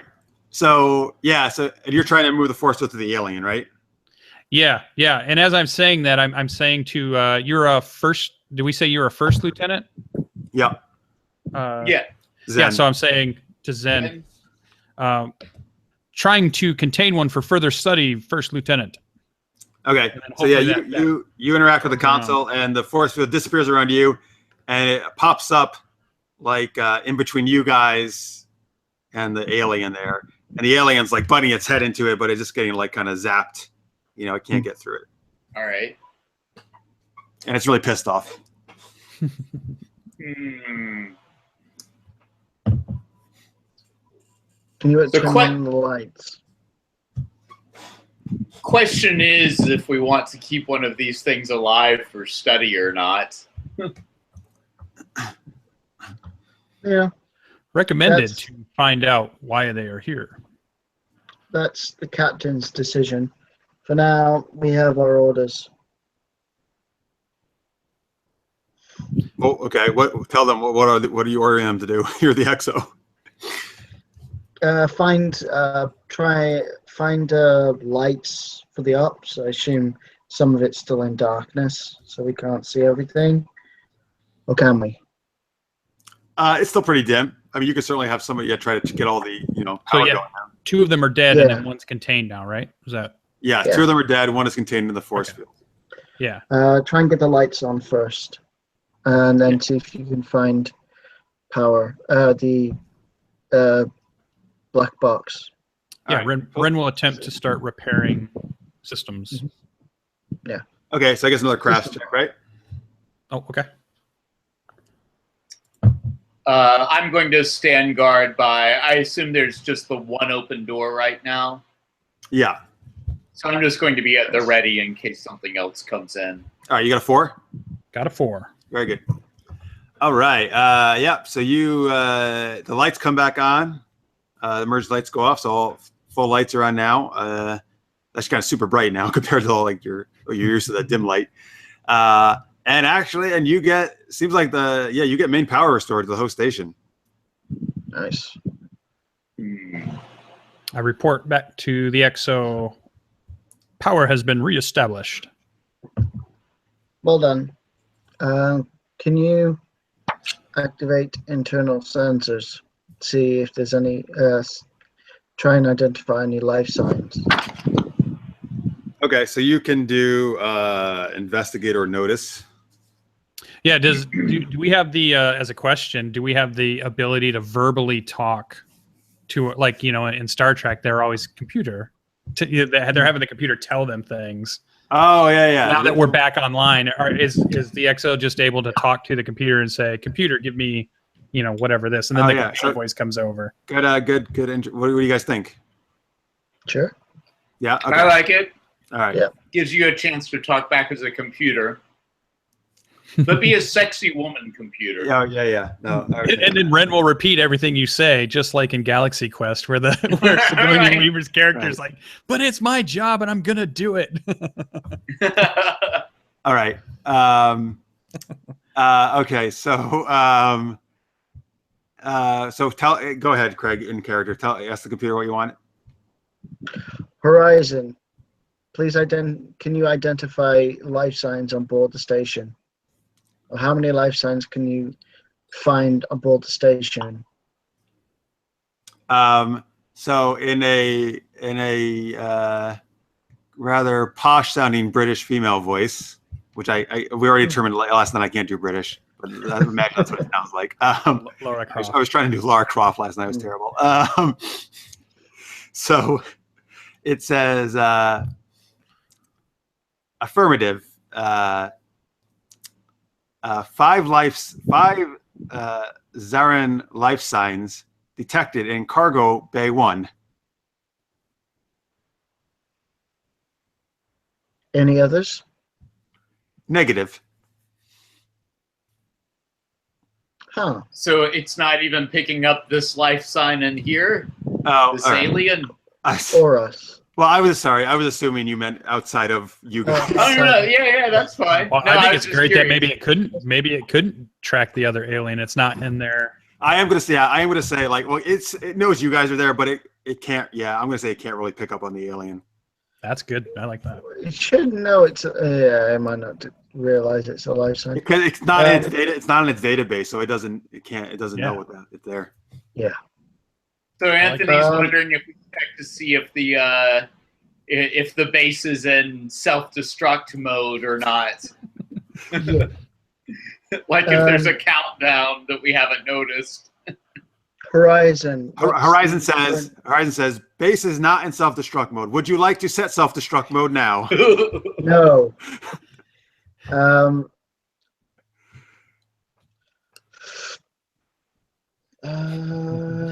Are you sure? Setting self-destruct mode now.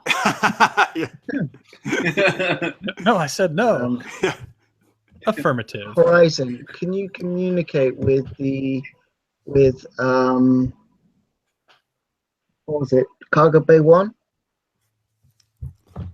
Could you open a comm channel to Cargo Bay 1? Comm channel opened. Then?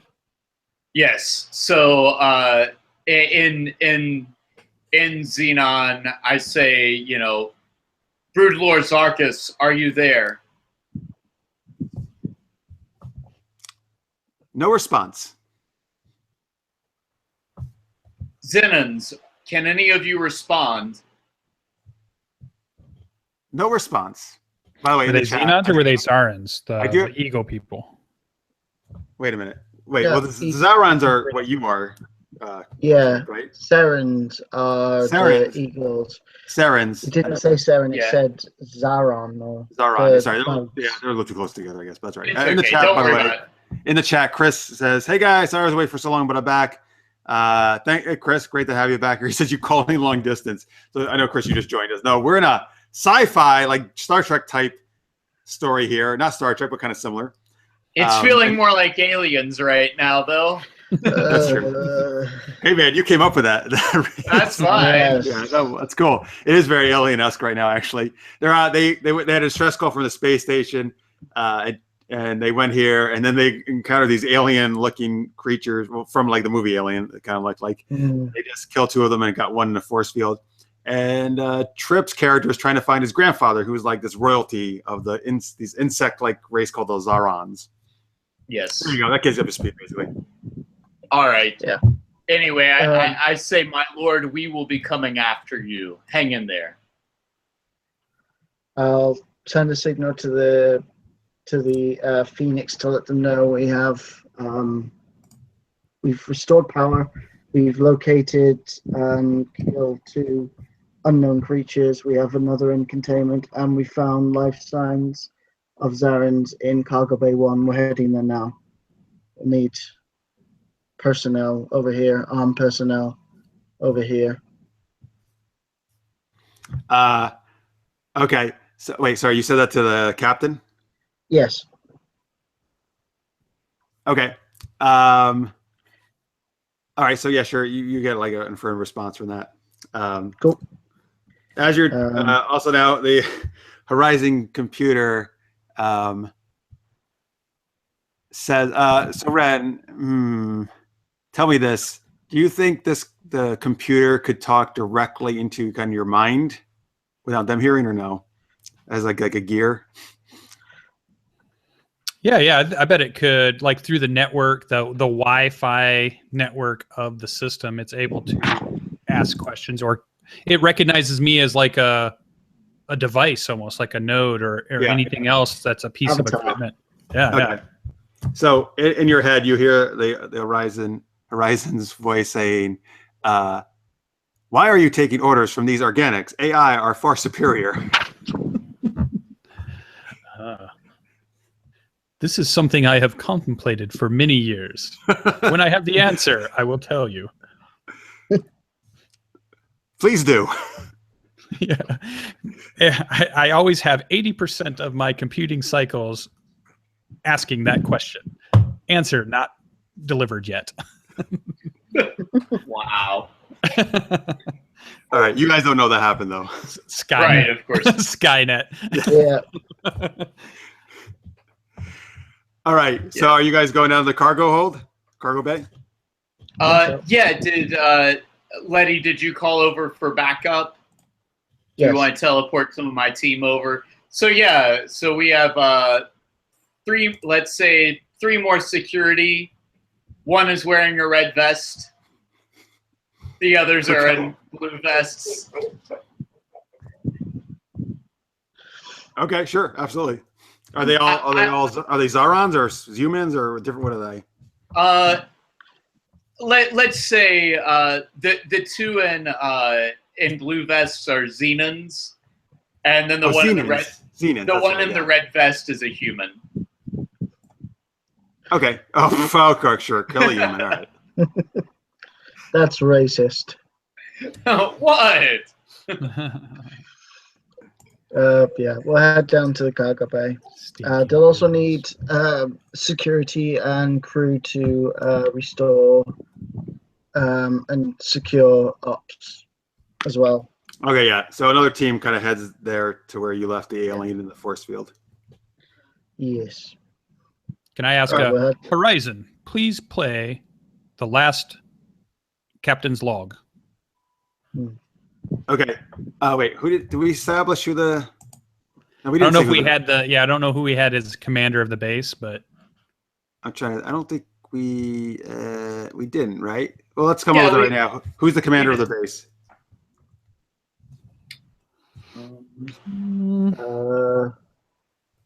Anderson.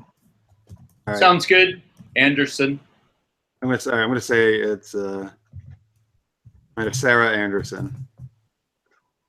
Alexander. What? Oh, I said Sarah Anderson. I'm making it a woman. Sarah Anderson. Okay. Yeah. Okay. All right. So commander of Horizon base, right? That's what we're calling it. Okay. Sure. All right, and you have to play the last captain's or commander's log. Yeah, play the last commando's log. Okay. So you now are you playing this like on a visual terminal or just audio? What do you want? Yeah, I'm having her say it out loud, so we all hear it as we're going down the corridor towards the cargo bay. Okay.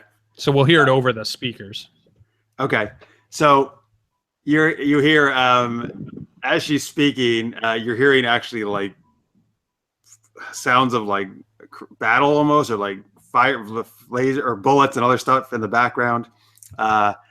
And so she's kind of like yelling almost. And she's saying some kind of, I don't know what the hell it is, temporal or black hole or something. They came out of nowhere. We've never seen them before. And that's it. Okay. All right. So, transferring to Captain Bly, so he can hear the log. Yep. Oh, he's going to leave us here now. Red alert. We see a ship warp away. Chris says, "Can you talk to?" Chris says, "Can you talk to Siri or Cortana on the ship?" Well, they can, yes, they can talk. We're just calling it Horizon right now because that's the name of the ship. Yeah. The station. Yeah. Station, yes. Head down to Horizon the cargo bay. Okay. So yeah, you make your way. You can open the cargo bay doors, no problem, because the power is on now. Okay. And as you let's be very cautious about entering. I mean, we're definitely on the defensive. Yeah, when you go in, actually, even though there's lights on and everything else, for some reason, actually, it's dim in here, and for some reason, it seems like the power's not working in this cargo bay right now. Okay. You also see, and well, you kind of know why, because you see the terminal has been kind of ripped apart, and there's like wires and sparks and all stuff from it. Let's see here. Everybody, you notice check? Sure. Will you roll for me? Yeah. What's your notice? Yeah. +1. All right. I can't get these. Nice. Thanks. You've been rolling well for me. Oh, so Ren, are you just a mediocre at notice, a 0 at notice? Yeah, I did take it as, yep. Okay. So we got, I got a 3 for you. And other stuff, I'm not necessarily paying attention to my surroundings. Right, exactly. Right. All right. So, let's see here. Zen and Letty, Ren's just too busy pondering AI type stuff that the Horizon was talking to him about. But Ren, Letty, and Zen, you notice in the far corner, you can kind of just make out in a dim light, looks like kind of a bunch of very large cocoon type things. Yes. Okay. And then you see emerging from the darkness, similar to the ones you fought before, but this one is like 3 times the size. Little bigger. Yeah. Yeah. Shame we don't have the grenade launcher in this one. Seriously, I know. You could do the fate point. Look, I forgot I brought my grenade launcher. I forgot I brought my flamethrower. Keep in mind, in this game, actually, the type of weapon doesn't actually affect damage at all. It's just it's all about the rolls, yeah. Right. Upon seeing this, the red shirt runs out of the room. Oh, really? Yeah. All right. I tell him to hold position. All right. Let's see what kind of a roll that would be. Are you kind of maybe? I guess rapport. You could do rapport or provoke. I guess. Do you want to do rapport? Yeah. Rapport. Yeah. I tell him you will not flee this battle. What's your rapport? +2. Okay. Oh, okay. So he's too busy screaming and running. He does not listen to you at all, and he leaves. Okay. Fair enough. All right. All right. So let's see here. All right. So you guys have the same, obviously, athletics as before. So let me just write down this initiative order. All right. Let me figure out what. So this alien here, let me see what she's going to be, or he, or whatever. You don't really know what the hell it is, what sex it is, if any. Right. But why not, Zen? Why don't you can go, you can talk it. You got a +4. Okay, so I'd like to use an aspect of reckless aerial daredevil, and I just want to go flying into the room, and I want to go for its eyes. I assume it's really tall. Oh yeah, like I said, it's at least 3 times the size of the other ones, and the other ones were at least the size of you guys, if not a little bigger. Yeah. You know? So I mean, I feel like to do this reckless aerial daredevil thing, it's like I fly into the room and I'm zigging and zagging, and then like trying to dodge around whatever it's doing, and then slash it in its eyes. All right, before you do that, let me just in the chat. Mark's Pile, again, who was playing all with us yesterday and GM'd our Mutants and Masterminds game. He says, hello, everyone. I finally got a chance to check back in on the marathon. Had a great time with Fate Accelerated yesterday. I have a moment, so can someone catch me up? And are there any cats? Yeah, cats was a big part of yesterday's games. Somehow all 3 games, cats got involved. We don't know how. There actually haven't been any cats today, Marks. A quick catch up is science fiction, think Star Trek world with a little mix of alien, big mix actually, kind of alien. They're Universal Alliance. These guys are all crew on this. There's different races, and they got this, there was this Horizon space station who had a distress call. They couldn't contact it, and they went there. And Tripp's character, or I keep forgetting the name, Xenons, right? Yeah, Xenons, yeah. They're like a bug, insect type, praying mantis type race. His grandfather was a nobility. He's been lost, so he's been trying to find him. Anyway, and they ran into these creatures that look very much like the aliens from the movie Alien. And they defeated a couple of them. They got one in the force field, but now kind of like an alien queen in a way. Anyway, but one's like much bigger than the others. So they're fighting right now. All right. That kind of catches everybody up if you're just joining us. All right, so you're flying in there and you're trying to like hit it with your pincers in the eyes. Yeah. So. All right, so do you have a stunt? Is that what you were doing? Or Daredevil? Is that an aspect? Is it Daredevil the aspect? What is it?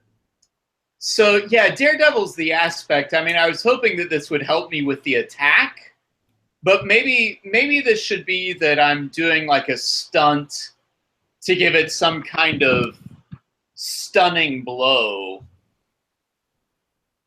Would that give me a +2 if I were doing like an aerial, like a stunt? I just don't know.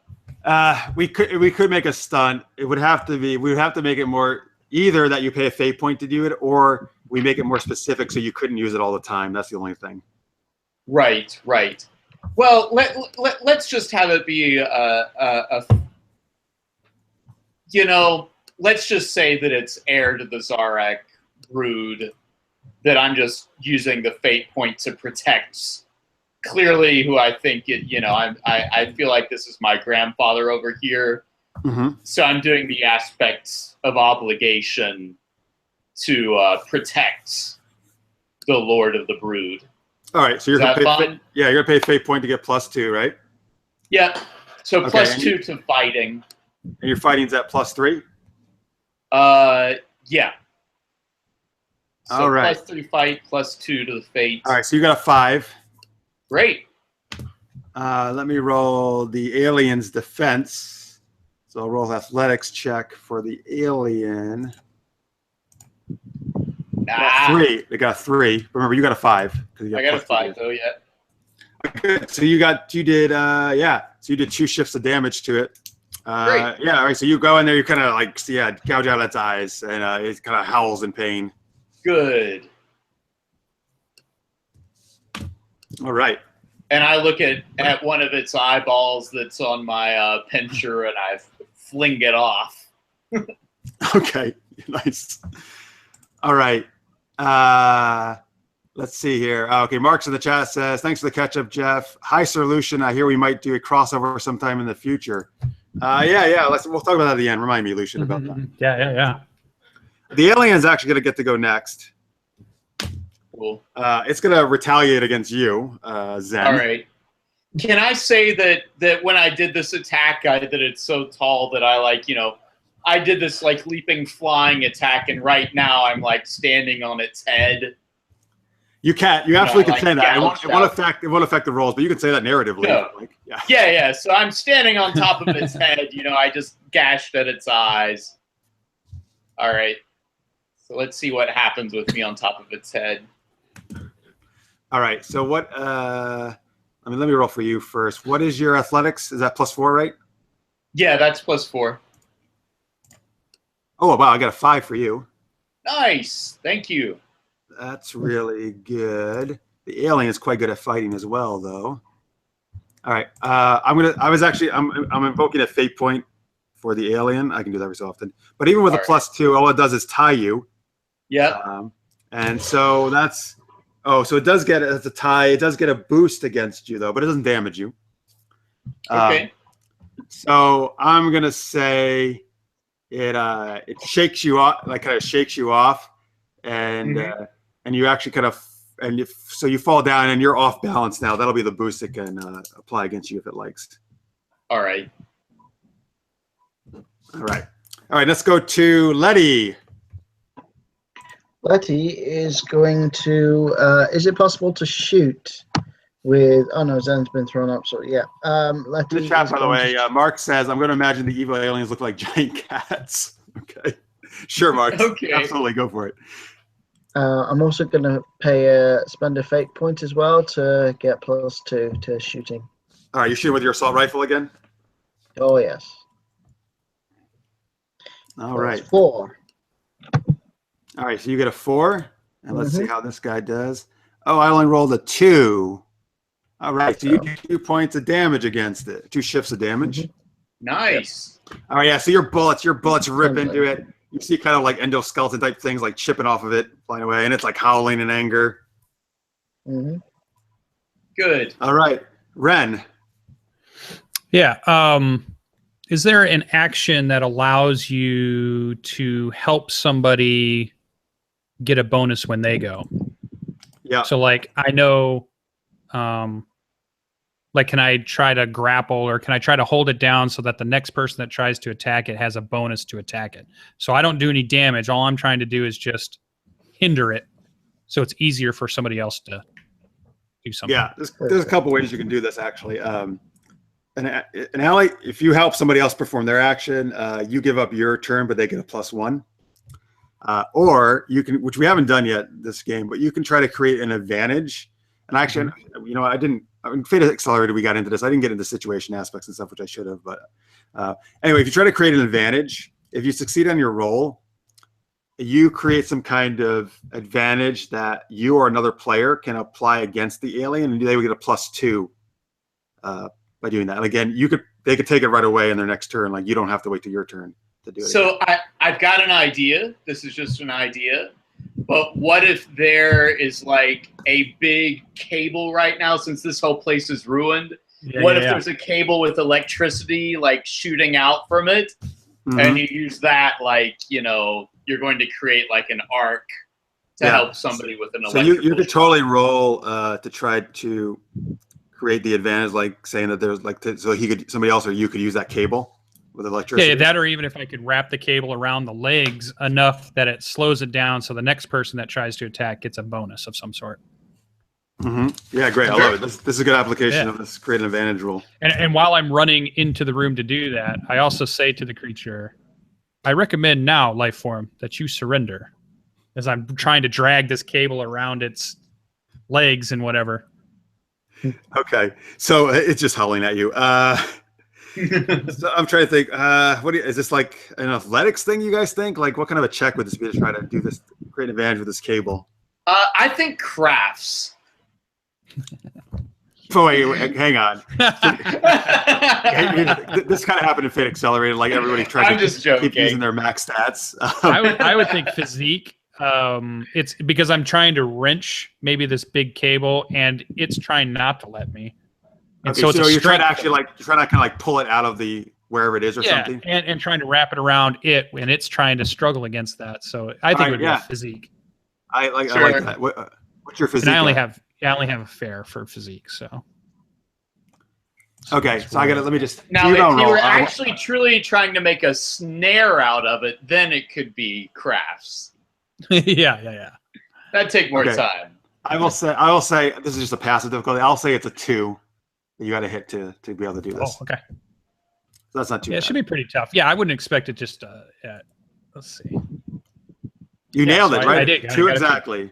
Yeah. All right. Yeah. Nice. So you. All right. So tell me what you want to like rip it out of the wall. Yeah, I grab those cables that's from the damage, and then I run up to it as I'm talking to it, and it's hissing at me. It's not happy with me, and I'm trying to hinder its movement so it can't dodge as well, and it can't maneuver in this building as well. And I'm looking towards my companions to say, hit it now while it is slower.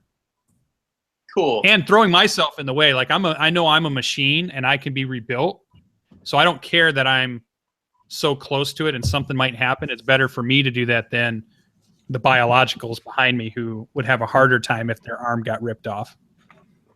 Okay, great. Actually, hang on. For create an advantage, tie. Oh, interesting. That was a tie, wasn't it? So technically it says, get a boost of creating a new one or treat a success of looking for an existing advantage. Well, you're trying to create a new one. Well, all right. So you get. It's okay if it doesn't work. Yeah. So technically, you're going to get a boost. So that didn't totally work, and the other people can't use it, but you get a boost against it. I'm going to say this: you pulled it out of the wall. You didn't circle it around it though, but you would like kind of have it, and you can kind of use it as a boost to zap it next turn if you want. Yeah. Okay. Oh, and I'm trying to distract it while I'm right there in front of him. Yeah. If you gotten a 3 or higher, then you definitely could have done that. If you gotten a style, you actually would have gotten 2. They could have done 2 free invocations of the thing, so they actually could have got a +4, which would have been really cool. I think that it narratively works. Yeah, I tried it. Yeah, no, I'm glad you did. He's not as physical. He's not trying to kill anything. Like he's letting everybody else do the killing. If you've noticed already, he hasn't actually harmed a life form yet. No, that's why I like having these different kind of characters. It's cool to have these different trying to do things like that, and it's just not all attack, but do advantages and stuff. That's cool. Yeah. All right, so now we're. Back to Zen, right? Yeah. Okay. Or is it going to get a turn? Oh, it already went. It went. It had a turn. It actually went after Zen. Got it. Right. You know what? I'm just going to continue to stab at its gushing wounds of its eye sockets. All right.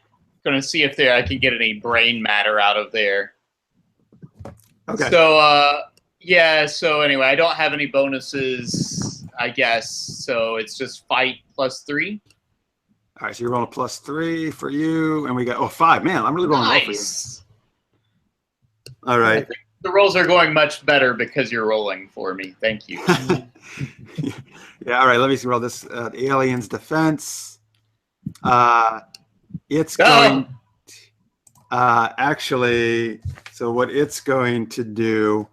It's going to use the off-balance boost against you to get a 7. Right. And let's see. So that just means basically, you tried to get at it, but it kind of just like batted you away. Okay. But nothing bad happened to you. Okay. All right. So now it's going to leap across the room and go after Letty. Oh, I was trying to distract it, Letty. I apologize. Okay. All right. I like it. Oh, I like in the chat, Lucian. You said I'm really good at arts and crafts. Yeah.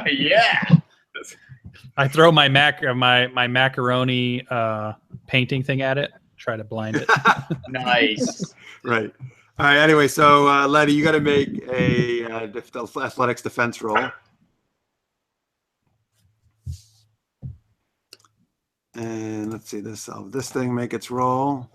You got a 4? right? 4. Oh, nice job. You only got a 2.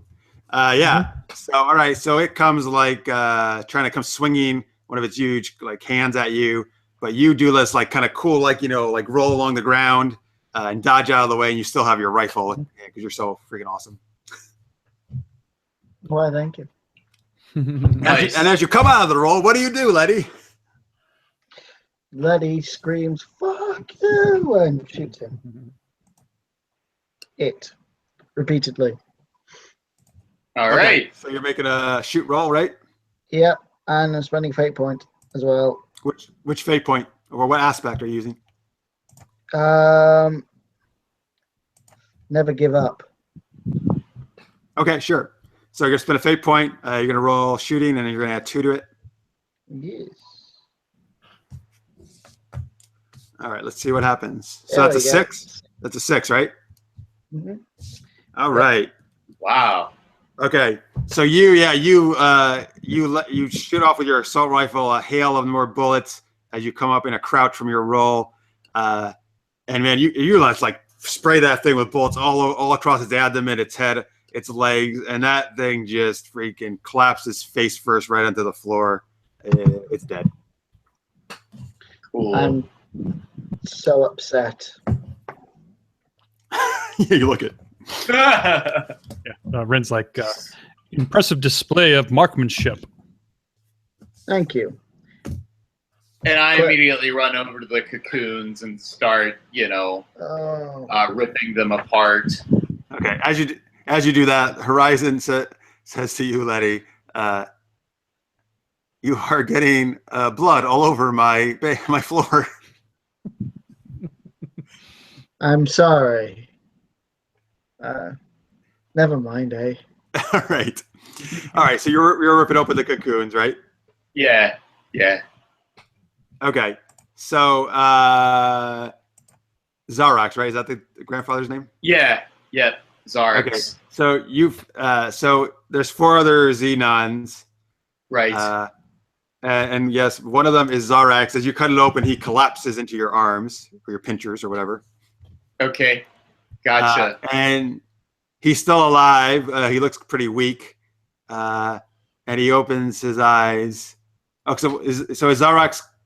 Is he kind of like a very distinguished guy? Like, what is he? Oh, yeah. I would say he's very distinguished. I mean, he's a battle-hardened soldier for over 200 years. But I'd say for the last 100 years, he's definitely been more of a, regent emissary. So yes, well-mannered. All right, and you're his grandson, right? Yeah. Okay. All right, yeah. So so you're kind of holding him, and he opens his eyes, and he's like, "Zen, I knew you'd come for me." My lord, I was afraid maybe you had gone missing, but I know your strength. I knew that you would stay with us. We've never seen creatures like those. There was just too many of them. We couldn't stop them. I'm sure you gave them a battle that they weren't expecting. Yes, we definitely slew many of them. Good. Are you the only ones that survived? We think they took some of the others in their ships. We don't know exactly where they came from. It was also sudden. They just appeared out of nowhere and then disappeared again. Let's go kill them all.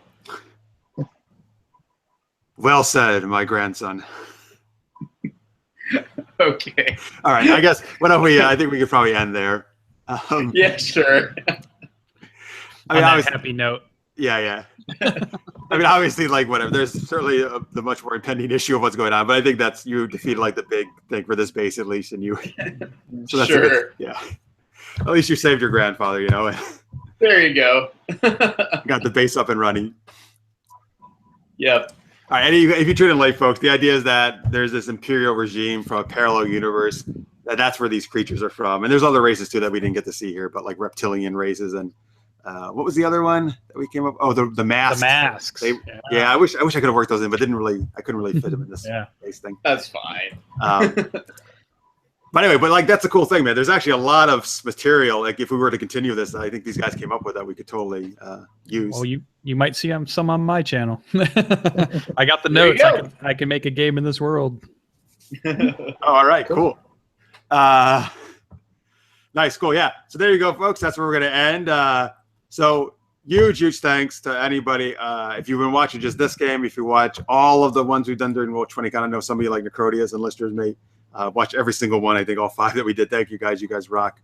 And thank you everybody, of course, who donated to Cybersmile, the charity that helps victims of cyberbullying. That's what Roll 20 Con was all about, to try to raise money for them. You can still donate. There's a link right on our homepage. I'm going to put it in the chat once again. And even if you're watching this in post, please still donate. You don't have to do it right now during this live stream. And let's see here. What we got going on is actually tomorrow. Jesus Christ. Hey, I got another game I got to prepare for. All right. So tomorrow, Monday night, right? We're doing Monday Night Mayhem episodes, 8 p.m. Eastern time. We do that every Monday night. So we alternate between Dungeons and Dragons, and we've been doing Lady Blackbird, which we're going to do tomorrow, which I run that game. And we actually did that yesterday. We did a special prequel like Lady Blackbird. It happened before the events of our main episode. But we're going to be back to the main story tomorrow, which is about like airships and steampunk and pirates and all that good stuff. And maybe putting the cat will make an appearance, the telepathic cat that we had in our prequel episode. We'll see. Who doesn't like pudding? Yeah. So yeah, please tune in. Particularly if you liked Lady Blackbird. I think it's a very fun game. It's very, very easy, super easy. Probably the easiest game I've seen in terms of rules wise to pick up and play. So tune into that. Plenty of other stuff on supergeekedup.com, like my Super Knocked Up series, which is about a supervillain who gets pregnant by her superhero nemesis. So it's a fun action comedy. You can watch it on Amazon. You can watch it on YouTube. Watch it on Amazon if you can, though. It's free. That helps us out if you give it a rating and review. And yeah, let's do some other links here. So Lucian, can tell people about where they can check you out and your channel, everything? Yeah, if you want to see any of the stuff that I'm doing on YouTube, you can go to YouTube and just type in Sir Lucien, SIRLUCIEN, one word, and you'll find my channel, which has a lot of RPG stuff, but also a lot of game videos. And then on Monday nights, starting at 7 Eastern, we do Storm King's Thunder module for D&D 5e right now. And Thursday nights, we're doing at 8:30, we're doing a homebrew campaign 5e also. And then we also do one-shots similar to this of all kinds of different systems. So we've done Star Trek Adventures, Numenera, D&D, just all kinds of stuff, Warhammer Fantasy, everything. So definitely check it out. And we're trying to work with more YouTubers and more streamers to bring together more great creative people to play games like this, because this is a lot of fun. And I thank you so much for letting me join in and play with you guys. Yeah. Oh, thank you so much for being here. Yeah. Lucian actually reached out to us. So hopefully we can do some, we'll appear maybe on some of his stuff. Maybe you'll see him back on ours. I think our crossovers are great. Yeah. By the way, again, shout out to Evil Hat Productions who make Fate. First of all, I think this is a cool system. I like it. But also they gave us 2 prize packs to give away. One I gave away yesterday. One I'm about to. It's $25 that you can use for any of their products, digital products on their site. I just put in the chat who wants it. Basically, I'll just do like a random kind of like drawing from the guys in the chat, guys who are right there now. It's like who gets it, and I'll message you there in a second, see who gets it. And yeah, so he also sent me a free copy of the Dresden Files, which uses the Fate system. So we'll probably do a one-shot of that at least sometime to kind of test it out. Cool. Yeah. All right, Trip, where can people find you and what you're up to? Yeah, so I have a fun steampunk web series. You can check it out at leagueofsteam.com or on YouTube just at League of Steam. I also have a really good action series called The Division. You can check that out on, if you're an Amazon Prime member, you can just look up The Division web series. It's kind of like a 24 Prison Break, but as a web series. So there you go. All right, awesome. Yes, the both series are really awesome. All right, Craig, they can find you where? You can find me on Twitter at Craig Allen Poole. Best place to find me. I've got some projects going on, but nothing, no websites or anything for them just yet. All right, cool. Well, we'll just visit you in England and check them out. Yes. We'll just show up at his door. Yeah. Give us your address, please. Just put that on the screen. We'll, knock, knock. We're here for fish and chips and all your goodness. Don't worry, Craig. I'm going to post that in the chat right now, your address. It's fine. Oh. If you need to call me, here's my phone number. Yeah. All right, cool. Yes, thank you, Craig. Craig, it's very early in the morning for Craig, so thank you for staying up right now. I feel so sorry for you, Craig. What time is it there? 4 a.m. 4 a.m. Oh, dear God. Yeah. He loves gaming. Oh, yeah. Obviously, dude, we all love gaming. So yeah, I don't know. I must have gamed probably about 18 hours or something the past 2 days, or it was or more. But it was all super fun actually, and we got to try do all different systems. So I hope you guys enjoyed them. Hope you guys see the variety of those. Maybe you'll see some of them on our streams. Cool. So thank you very much. Shout out to Roll20 for doing this. They actually kind of gave us a shout out on some of their community streams as well and their videos. Nice. So thank you guys. Thank you, Evil Hat, again. Thank you all you guys, all the players, all these guys right here, Marks and Jen Kretschmer, who was on yesterday, and Nate and everybody, and Stomness and everybody who played, and particularly all the viewers, though, guys. That a lot of you gave a lot of your time to us this weekend, and we really appreciate it. I gotta go find out what the outside looks like. You gotta give away your prize pack.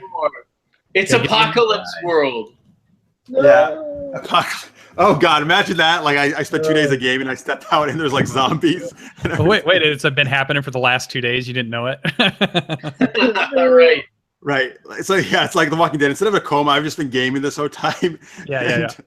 And I walk out, and like, oh God, that'd be terrible. Your Rick scene is you coming out of your study instead of being in the hospital. Right. All right, guys. So hang on here. So Lister's mate, Chris Hadley, and Necrodius. I'm going to do a random generator here. Roll to see. Let me see here. So help me remember this guy. All right, hang on. I got to write this down. Lister's mate is 1. Necrodius 2. Chris Hadley 3. I'm going to for the prize pack. Generate 2. Necrodius, you just won. Congratulations, sir. All right, so just shoot me a Facebook message, Necrodius, to remind me, and I'll get you that. And make sure you get that prize back. But congrats, that's very cool. And now he can run a game for us. He's one of those guys actually who's been like forever all the games this weekend. So good for him. All right, cool. That's it, folks. All right, great. I guess that's it. Again, thank you very much. Thank you for joining us. We appreciate it. Thank you for trying to help out Cybersmile and charity. And that's pretty much it. Hope to see a bunch of you tomorrow for Monday Night Mayhem, 8 p.m. Eastern. Until then, have fun gaming, everybody. We'll see you soon. Bye.